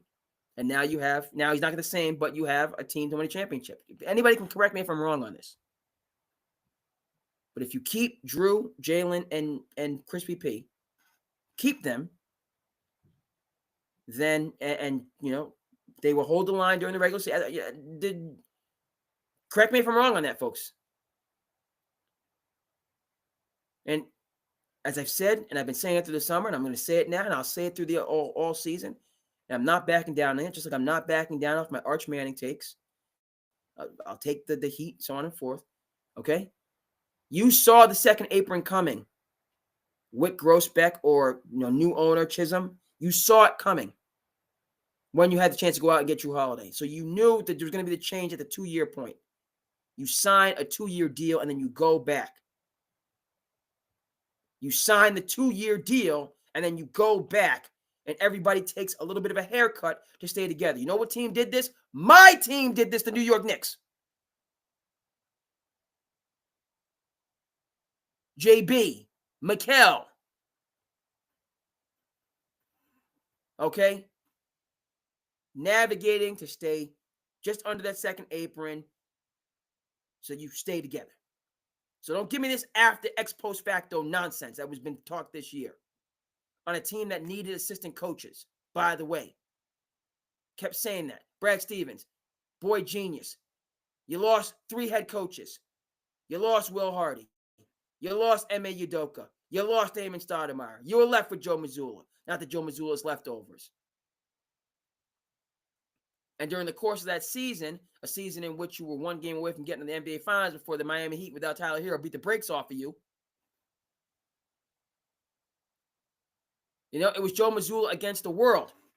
Brad Stevens acknowledged that. He brought in Charles Lee, a lead coach but assistant, who's doing what he can and doing a good job, as far as I'm concerned, to build up the Charlotte Hornets. You brought in Sam Cassell, still on the team, a lead assistant. You brought in Emil Jefferson coming from Coach K's staff at Duke, and you brought in Jeff Van Gundy as a special consultant. You lost 4, you lost 3, you added 4. And you had one of the greatest seasons in NBA history. Then 2 of those guys got headhunted. Probably the 2 most prominent. No slight on Sam Cassell. But I'm taking Charles Lee. Sam and Charles are close. Sam has more experience than Charles. So they can be even. But Jeff is above them all. I'm sorry. You lose Jeff Van Gundy. He was headhunted by what team? Oh, yeah, the Clippers. And Charles Lee gets a head coaching opportunity. Those 2 needed to be replaced. Why did Nick Saban, why did he win championship after championship? Because he kept replacing his talent. Okay? He had Steve Sarkisian couldn't get right. Okay, bring in Lane Kiffin. He had Lane Kiffin, a reclamation project. Lane Kiffin got himself right, got a head coaching job. Okay, bring in Bill O'Brien. Bill O'Brien comes in, gets his life right. He goes, okay. Nick Saban kept replenishing his brain trust. Celtics didn't replenish the brain trust. They're out there with this analytics monstrosities, right? I'm happy. I'm proud of my New York Knicks for knocking them the heck out. Not what they did to Tom Thibodeau just less than a month later, but I'm happy with them for knocking the Celtics out because they shot threes into a 20-point lead, and what they shoot threes out of a 20-point lead. Okay, you have a Jeff Van Gundy, or I don't care what the analytics say. Give the ball to Drew Holiday in the post and get to the free throw line.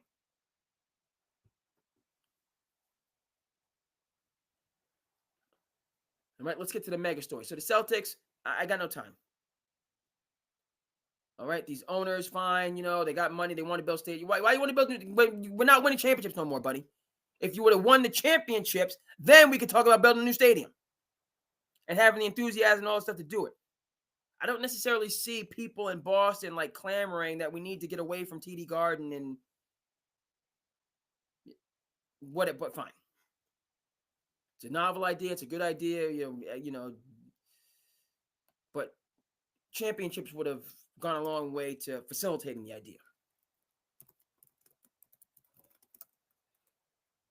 But we're past that now. Because, I don't know. You just built, no idea.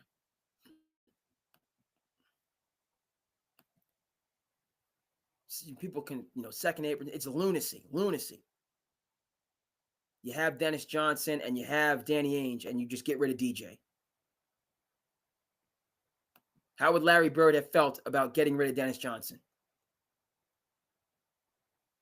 Exactly. Lunacy.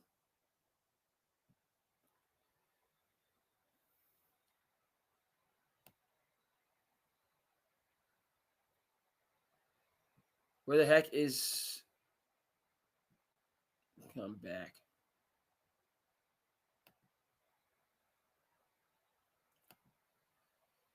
All right.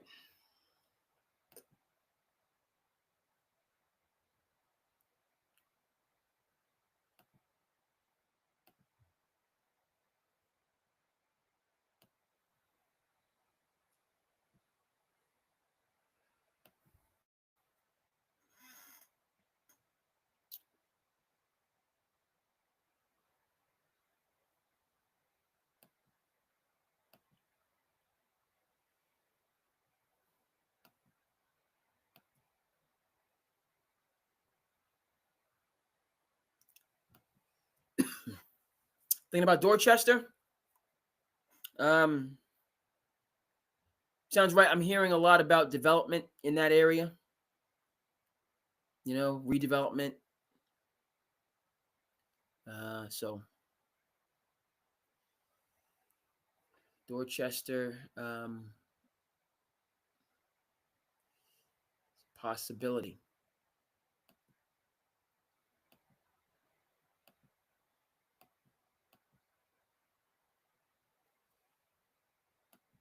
Excuse the dead air. It's getting the.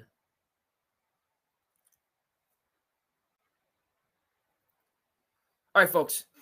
So let's start with a tip of the hat to Pablo Torre, right? In a number of capacities. First of all, the undermining of sports media personalities and sports media talent, right? ESPN just jettisoning, how do you have a sports company that is going to get rid of a Max Kellerman, is going to get rid of a Tony Reale, right? Is going to get rid of, just on and on and on and on. It's been going on for years at ESPN. The talent that they're just, and I'm not privy to these negotiations, what people feel they're worth versus in the changing face of media. We can have those talks good and well. But Pablo Torre, former ESPN guy, now out in his zone. Pablo Torre finds out, he has been breaking stories, not opining, not arguing. This is in the trenches, investigative journalism that is changing the narrative and the conversation. So, tip of the hat, a notable tip of the hat to Pablo Torre for increasing the body of knowledge and adding notable surplus value, because that's what this is. Okay, he's uncovering things that are difficult, vis-a-vis gambling, but he's keeping the powers that be accountable, which is the purpose of the fourth estate, the media. Right? And so let's just start there. Pablo Torre, this is breakthrough reporting. Right, that's A.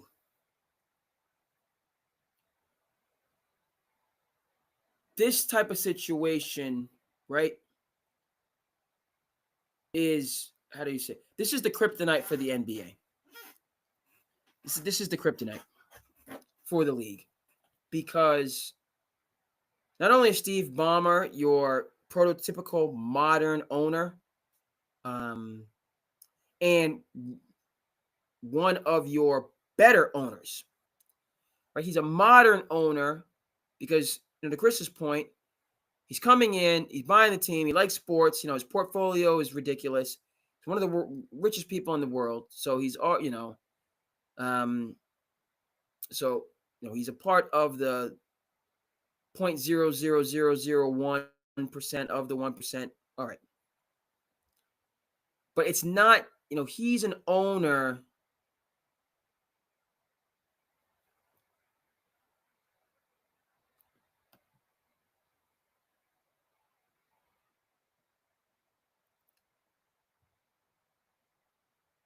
Torre mentioned my Knicks. Okay. In terms of this type of scenario, good for him. Okay, so that goes to my feeling that this is the kryptonite for the NBA. This is pulling back the curtain, i.e. Upton Sinclair and his classic work, The Jungle, pulling back the curtain to see how the sausage is made. What do I mean by that? Look, we talk about notorious 85 NBA draft. Patrick Ewing, is he going to go to the wheat fields of Indiana, or is he going to go to the Mecca of New York City? Okay, and the envelope is cold. Patrick Ewing, he's taking his talents to New York City, right? And it's the lottery. Is it? Look, man, we're building a business.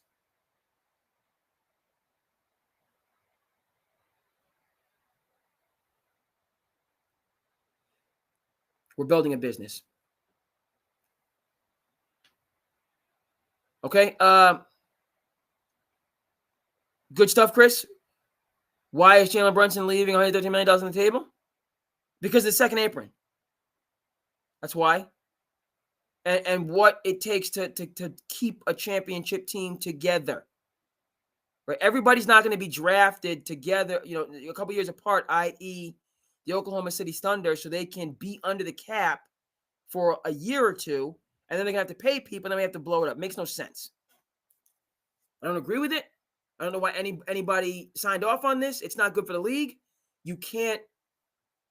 What's the point for a fan base like Oklahoma City to struggle and strive since time immemorial, right? 5-10 years to get a championship team, only to be able to enjoy the championship team for like 2 years, 2-3 years, rather than 10 years? What's the point of putting together Magic Johnson, James Worthy, Kareem Abdul-Jabbar, Jamal Wilkes, Michael Cooper, Byron Scott, AC? What's the point of putting these guys together if you can't keep them together? So Brunson leaving this month, it's the second apron, which is ridiculous. We had a luxury tax.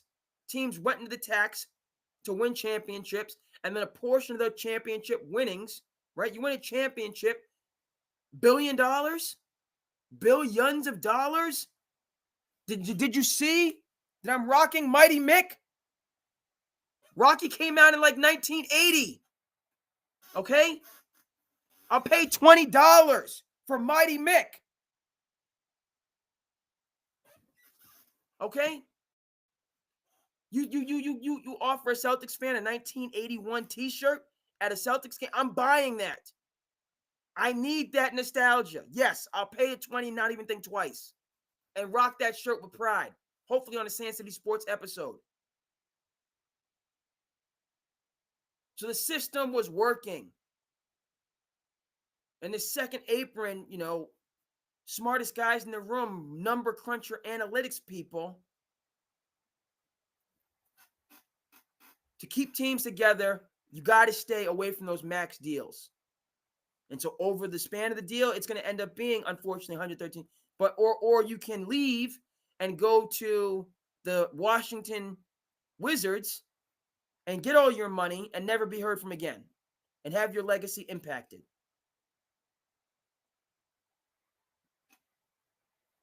All right, so second apron, no time for it. And the collateral damage of players having to take less. All right, back to the Kawhi situation and rumblings about other teams. Look, right, Patrick Ewing, yeah. We're going to put him where it's good for the league. Draymond Green being suspended in 2016, for a misdemeanor offense, pushing that series to 7 games. Okay.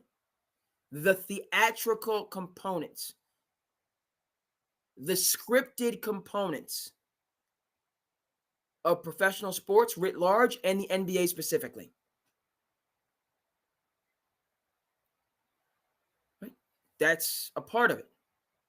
Yes, there is integrity in the games. We would hope that it's complete integrity in terms of how the game itself is decided. But in terms of the show, the television show that these sports leagues are, certain things are scripted. Right? Now, to what extent?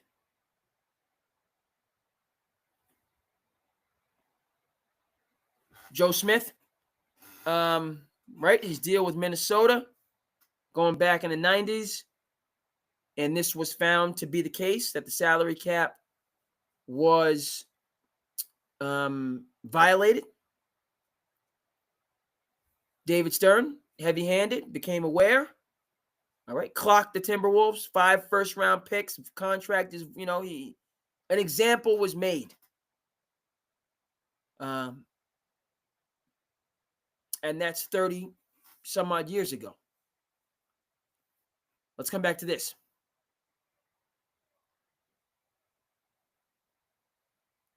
Not that the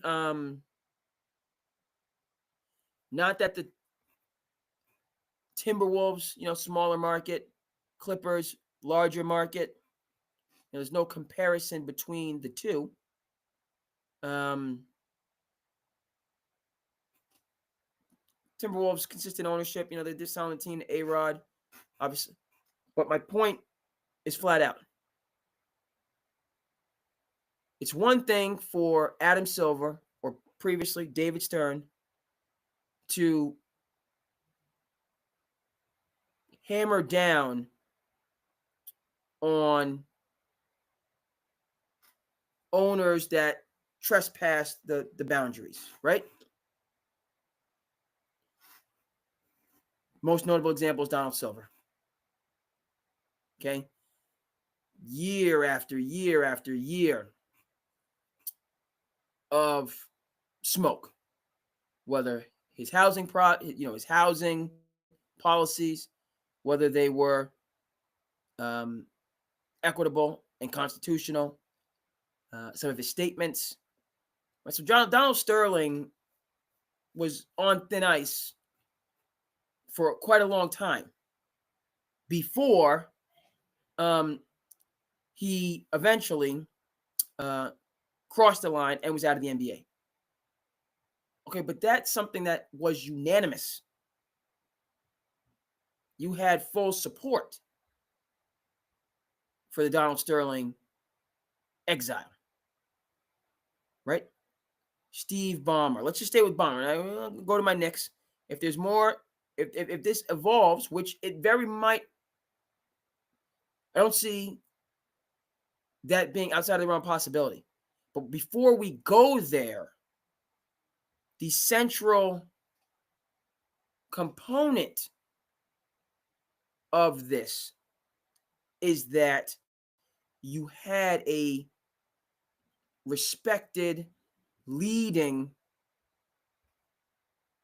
owner, someone that is, I would say, a part of the inner circle, an influential owner. Never mind the richest, which certainly will allow for influence. But Steve, the Clippers are a model franchise. They don't always get the leading star. Injuries have taken, but they have institutional strength. Ty Lue, coaching. Lawrence Frank, general manager. The late, great Jerry West, front office. And then Daddy Warbucks, as I like to call him, Steve Ballmer, overseeing everything else. Right? And now you have, right? So this is kryptonite. I'm looking, frankly, for Adam Silver to toe the line. Okay? You mete out justice for Donald Sterling. Different scenario. I'm not talking about Steve Ballmer, being exiled from the NBA. No, that's what I'm talking about.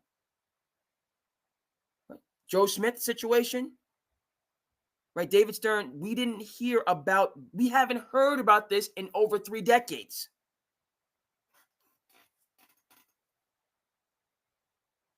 Okay? And now it's back in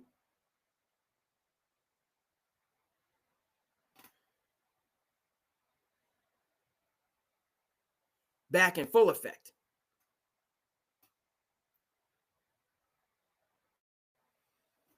Okay, let's lightning round on this situation. Okay. I haven't seen let me. I was because we got the right. I was just on my sites. Checking ESPN. I'm here. I'm there. Okay. I haven't seen Adam Silver front and center on this. Yeah, well, we're investigating. We're looking into this. We're gathering. Donald Sterling. We had a press conference. Adam Silver out front. Yo, this is we're looking at it, and we're gonna have, and then boom, he's done for life. That was early in Adam Silver's tenure. Right? So that was a situation where he could sweep down with authority, display strength, have support. Right? This situation, which, by the way, to usurp the salary cap, right? I went on and on and on about Celtics and Drew Holiday. Not going to do too much tips tonight, but that's there. A little bit different, but on and on about the Celtics not being able to keep Drew Holiday. Well, with these tactics, they can keep Drew Holiday. And let's take $20 million, or whatever the case may be. We can get under the second apron based on your deal because we're going to do a little ABC, XYZ and get it back to you over there. How frustrated and furious I am. And many Boston, as it's the number one sports city in America, year in and year out, we'll check the 2025 ranking. Shout out to Los Angeles, Chicago, NYC, other. But Boston, number one sports city in America, year in and year out. You're going to tell those fans that if we could have pulled some magic out of the hat, like Steve Ballmer, and kept Drew Holiday, rather than, in my view, scuttling a dynasty, essentially going into rebuild and reframe mode. If we can avoid all that and keep the team together using these tactics, but we didn't, and so now we have to start, essentially, as far as I'm concerned, from square one.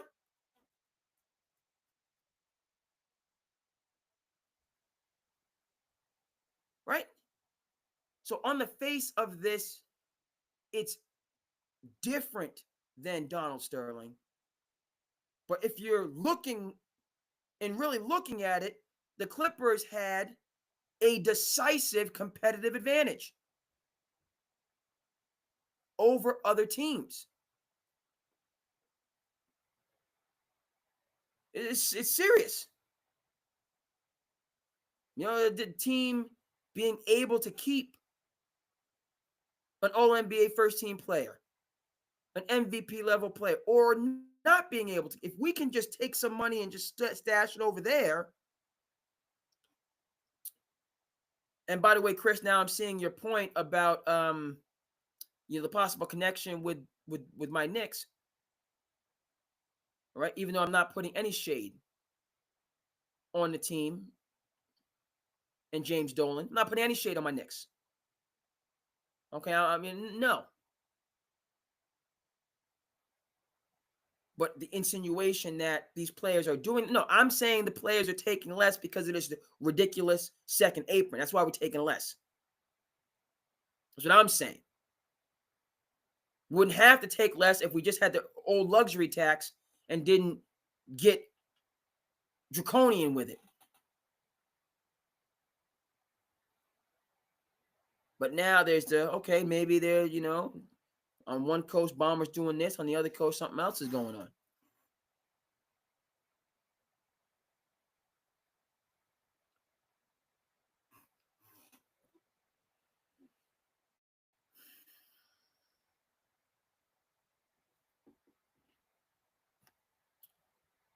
There's more.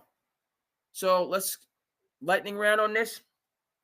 Respect to Pablo Torre. Did his thing. Doing his thing. We need more and more of it. Brave new world that we're living at. right? You see that this is a guy that you don't need no senior reporter, for major. He's doing this just on the strength and the talent. Okay, as far as I'm concerned, I think some of these major networks, you could use some of that talent. Versus, I don't know what you're doing. I don't know what your bottom line looks like. I know you got Disney considerations to make, but it seems to be a lot of money that Disney's making, which would allow you to pay people of this caliber and competency. Fine. Right? One of the things we talk about, Mighty Mick, Sly Stallone. Who wrote that film? Who wrote Rocky? We're going to say it again and again. That's right. That man that was flat broke, had to sell his dog. Okay? You don't like the roles that they're making for you? Create your own role. You create your own role. That's what you do. And that's what Pablo Torre is doing. It's lights out. He deserves tremendous respect, credit. And it's a beautiful thing. It's hurtful, but it's beautiful. Okay? Clippers, Ballmer, right? And then again, this is not it's about Pablo Torre is coming at the fabric of the league. And not in a hostile and vindictive way. He's doing his job. Truth to power. Fourth estate.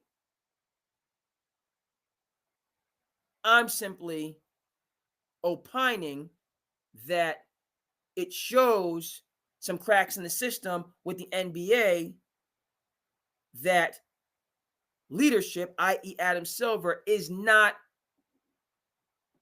ready immediately to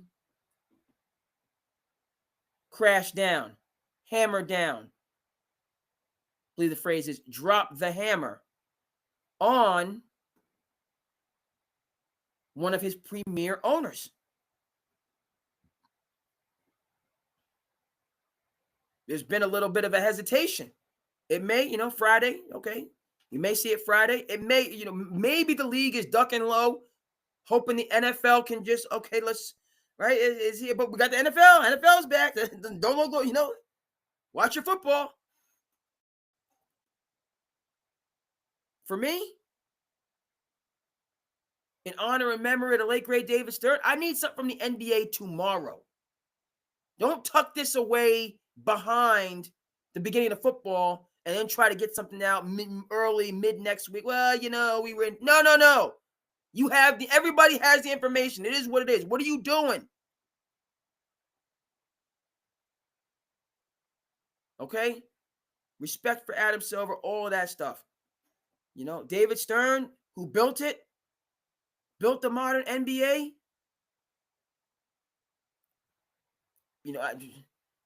Stern would have had some fire, man. Ballmer, I know you respect you, all the rest of that stuff, and then now it gets into what people, right? What people know is going on. See, we're in some deep water here, folks. We're in some deep water. We're in some deep, and that's a credit to Pablo Torre. That's how I feel.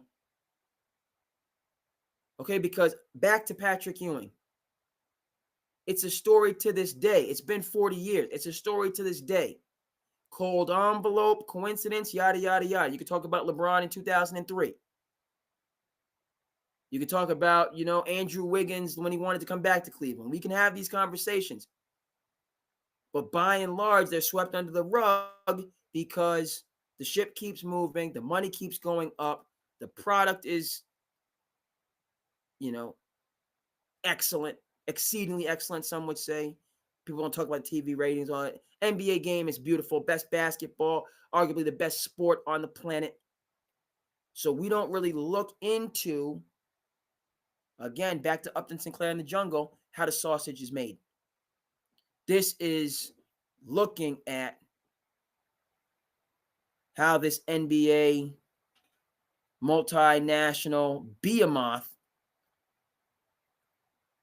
conducts itself and what is actually going on versus what we want you to think is going on. Okay. Big time. Kawhi's got to give some money back. Clippers going to lose a number of draft picks, and we'll see where it goes from there. Some oversight on this. As far as I'm concerned, just get rid of the second apron to start with. Just get rid of it.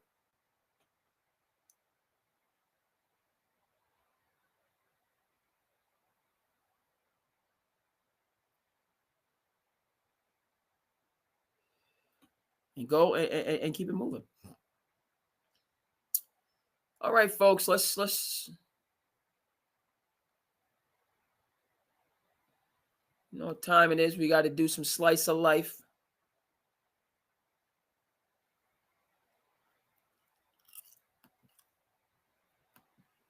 We're going to do our slice of life.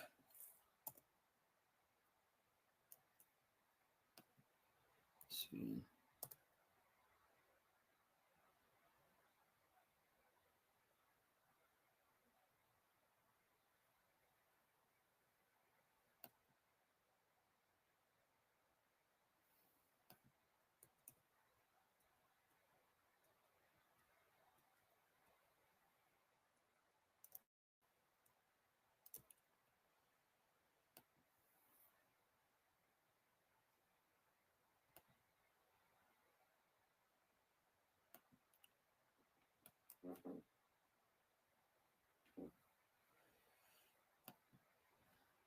In conclusion here, SandCity, by and for the fans.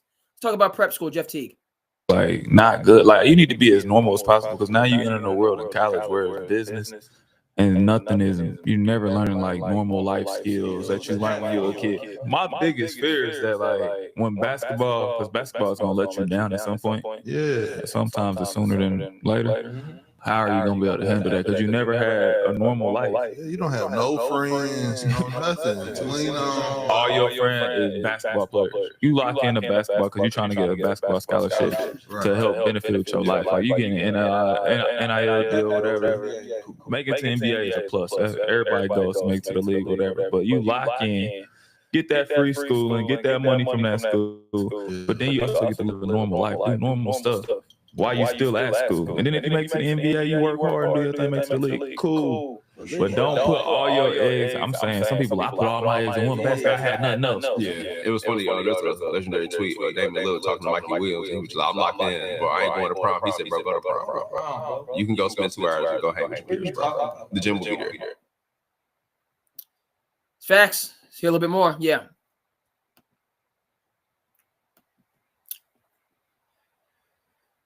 It's good from Teague. Balanced. And you talk about prep school. There's a couple things. I went to prep school. It's that it's not the end all be all, right? Anytime somebody tells you there's only one way to do something, and you have to do it this way, and really kind of narrows your scope, narrows your options, doesn't give you the ability. You step back. So with prep school, this perception that I've seen, in order to get to the next level, you have to go to prep school. That's the only. It's not. And I've from personal experience seeing it, and then the reason it's not the end all be all is because everybody's not built for prep school. All right, I'm about books and basketball. My career as an athlete is Rudy Rudiger. Okay, never been the guy. Folks that I was with at prep school had D1 offers, nationally ranked, so on and forth. Right, prep school for me was like Dead Poet Society, beautiful. Oh, captain, my captain. Okay, from folks I was with, leading athletes, they felt like they were in Scared Straight. I'm this D1 prospect recruit, and you're going to tell me to go to bed at 9 o'clock. With seriousness, you're going to bed at 9 o'clock. Never mind that you're in the middle of nowhere in New England. It was a culture shock. Right? And so prep school, ask yourself, i.e., I'm going to miss the prom. Do you want, and by the way, you shouldn't miss iconic stuff like that, you don't need to be what they would call an ascetic. An ascetic is somebody that denies themselves just all, comfort, all pleasure. Some comforts and some pleasures you should deny. But an ascetic is just, I'm just going to make myself suffer for the purpose of suffering. Like if you want to, first of all, asceticism, I think really hard about it. Certain people can do it, think really hard about that. But with prep school, the things that go along with it, are you committed? Cooper Flagg, his family, his perspective, if you're the best player in the gym, you need to find a new gym. He's from the middle of nowhere, Maine. So he decided, I'm going to go to Montverde. I'm going to head all the way down south. That route on, probably flew, but take I-95, get you there. To go to Montverde because, you're just saying I'm a kid from Maine, I'm going to show you. And he showed him. And so he's where he's at. Being from Maine, there's a handful of prep schools in the area. He decided to go to Montverde. Could have went to Brewster Academy. Could have went to Bridgeton. Could have went to Maine Central Institute. Could have went to New Hampton. All of these, old privates that we have in New England that for a long time had a monopoly on the quote-unquote prep school circuit because the New England schools were the only ones that offered a postgraduate year. And Chris would remember this. The New Jacks, maybe not so much. Okay. In the quote-unquote old days, if you didn't qualify, then you had to go to JUCO for 2 years. You're going to lose 2 years of your college eligibility. If you couldn't pass the SATs or graduate, at a certain level, you had to go to JUCO. So 2 years, your eligibility is gone. Right? The New England prep schools who had this postgraduate option, which originally created, to help these students to move on to these leading universities in New England, Harvard, Yale, Dartmouth, Princeton. Princeton's in tri-state area, but you know what I'm saying. Cornell, tri-state area as well, but you know what I'm saying. That's what it was originally created for, but now we see, we can use this for athletics. So you're this leading player in Chicago or Los Angeles or Atlanta or wherever, and you can't make grade, but you're going to go to play for Kentucky or Duke or whoever.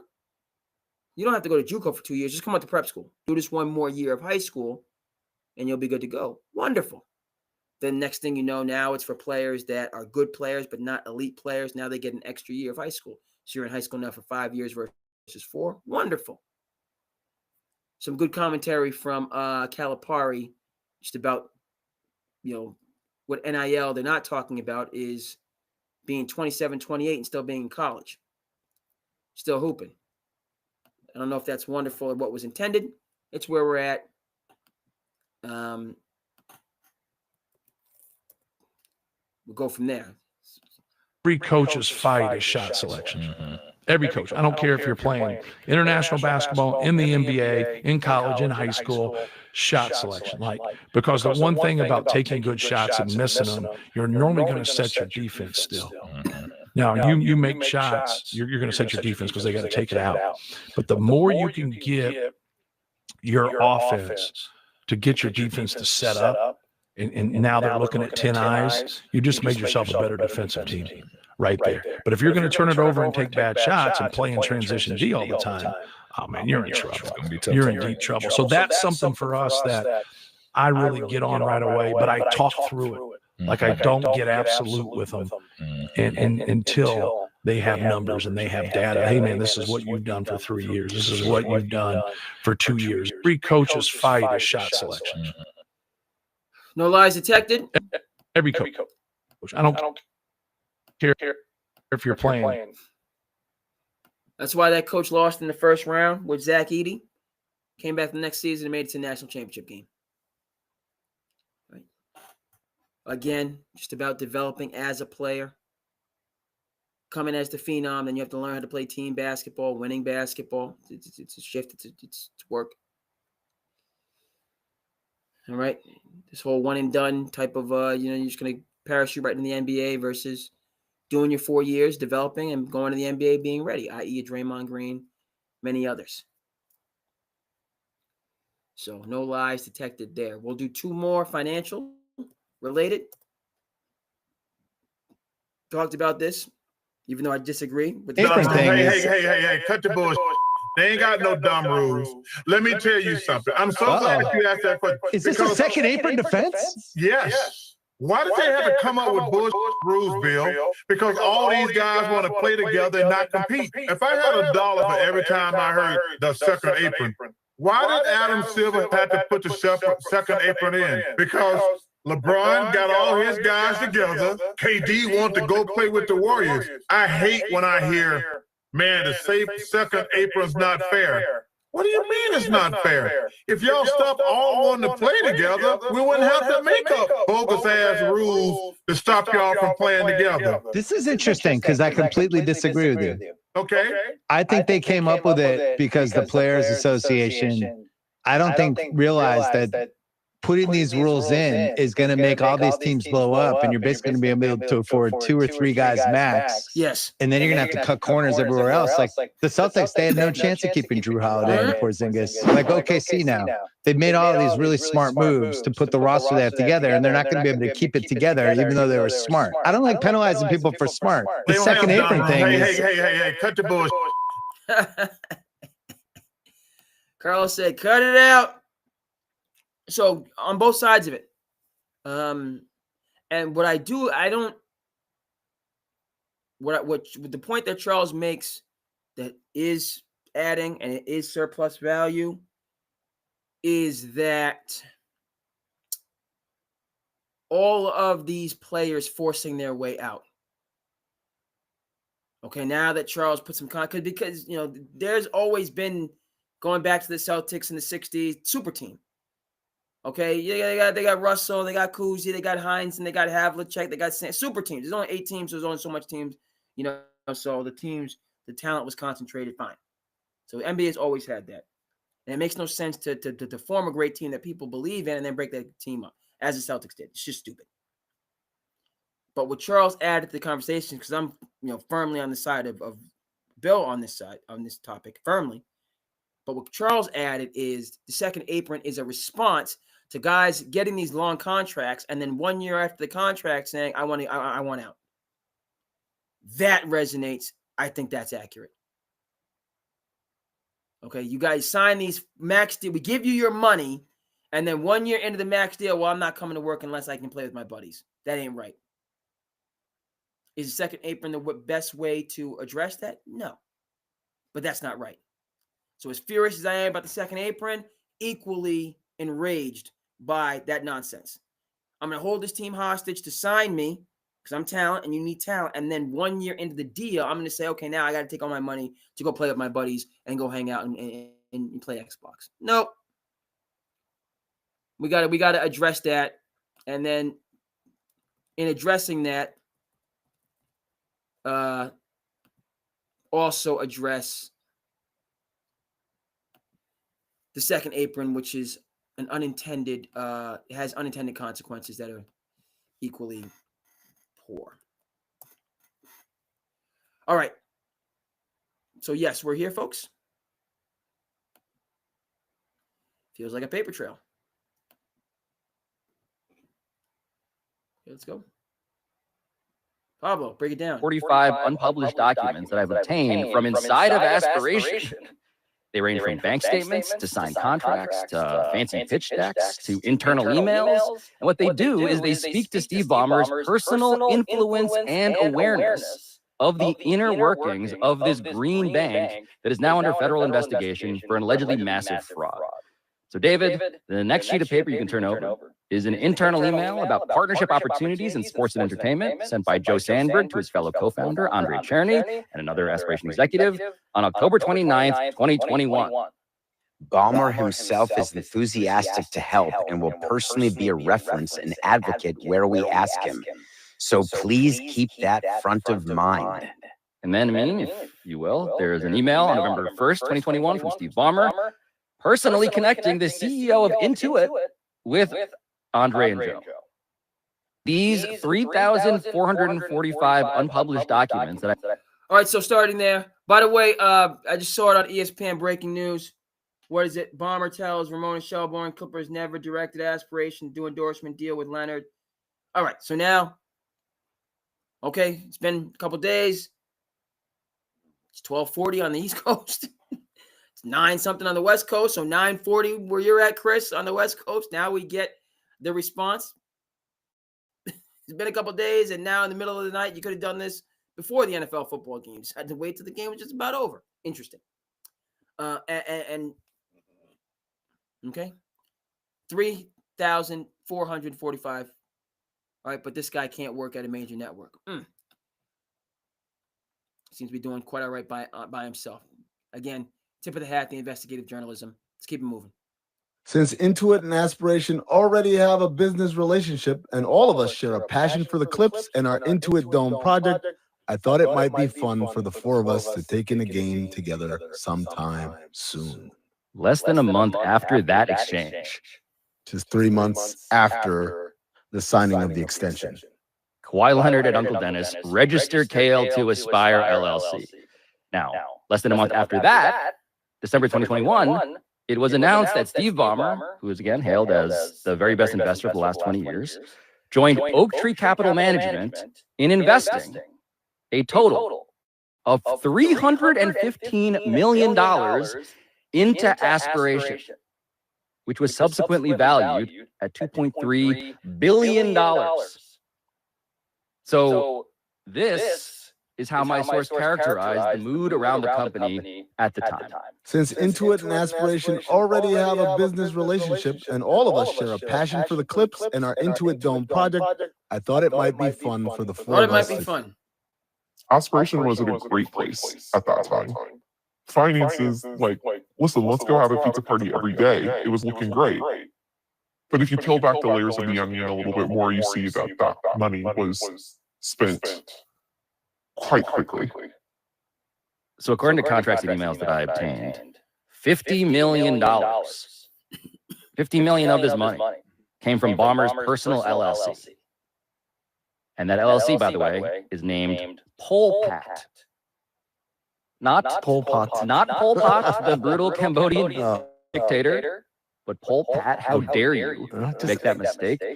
And according to all 7 former Aspiration employees I spoke to, that enormous infusion of money from Steve Ballmer, $50 million, is what allowed the allegedly fraudulent Green Bank to quite eagerly pay Kawhi Leonard $28 million for an alleged no-show job. Aspiration was in a great place at that time. Continue. The source says in there that the money was spent very quickly. Some might say this money was spent before it even got there because it was just the clearinghouse. Better not say that. Some would say. Because if you're saying that, then an investigation has to follow.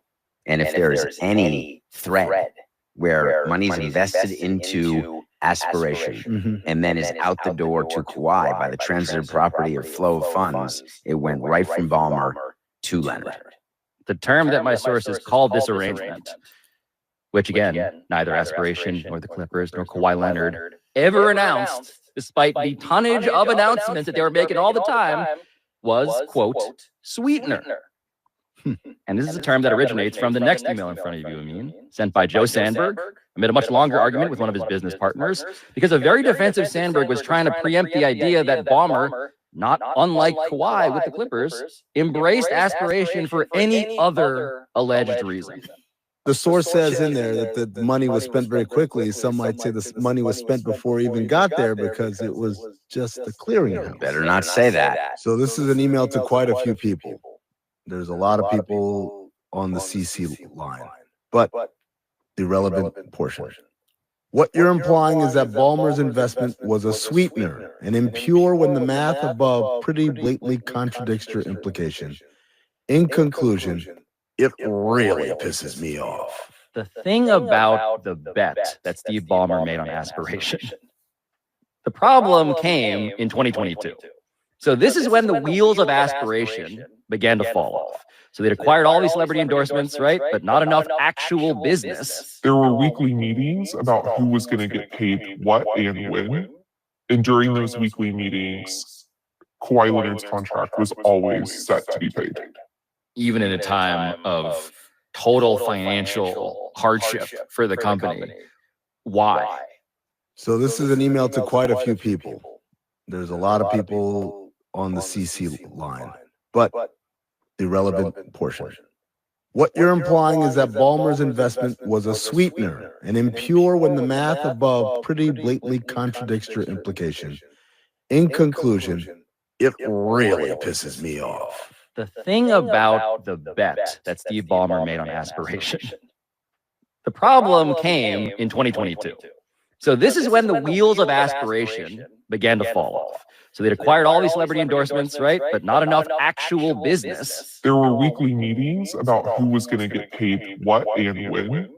And during those weekly meetings, Kawhi Leonard's contract was always set to be paid. Even in a time of total financial hardship for the company. Why? So this is an email to quite a few people. There's a lot of people on the... There were multiple reasons we were given. One being that Kawhi's uncle was calling. Wait, this is Uncle Dennis. Uncle Dennis. Uncle Dennis was calling, and Uncle Dennis demanded payment. It was priority one. Like, it was something that had to be done, and it was crucial to our relationships with Ballmer and the Clippers. Here we have something that the NBA has been searching for.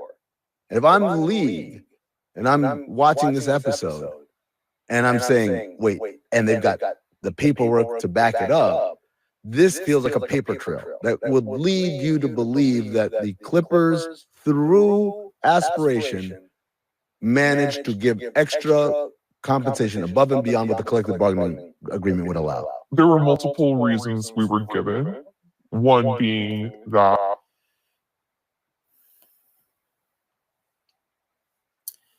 Well, they say ball don't lie.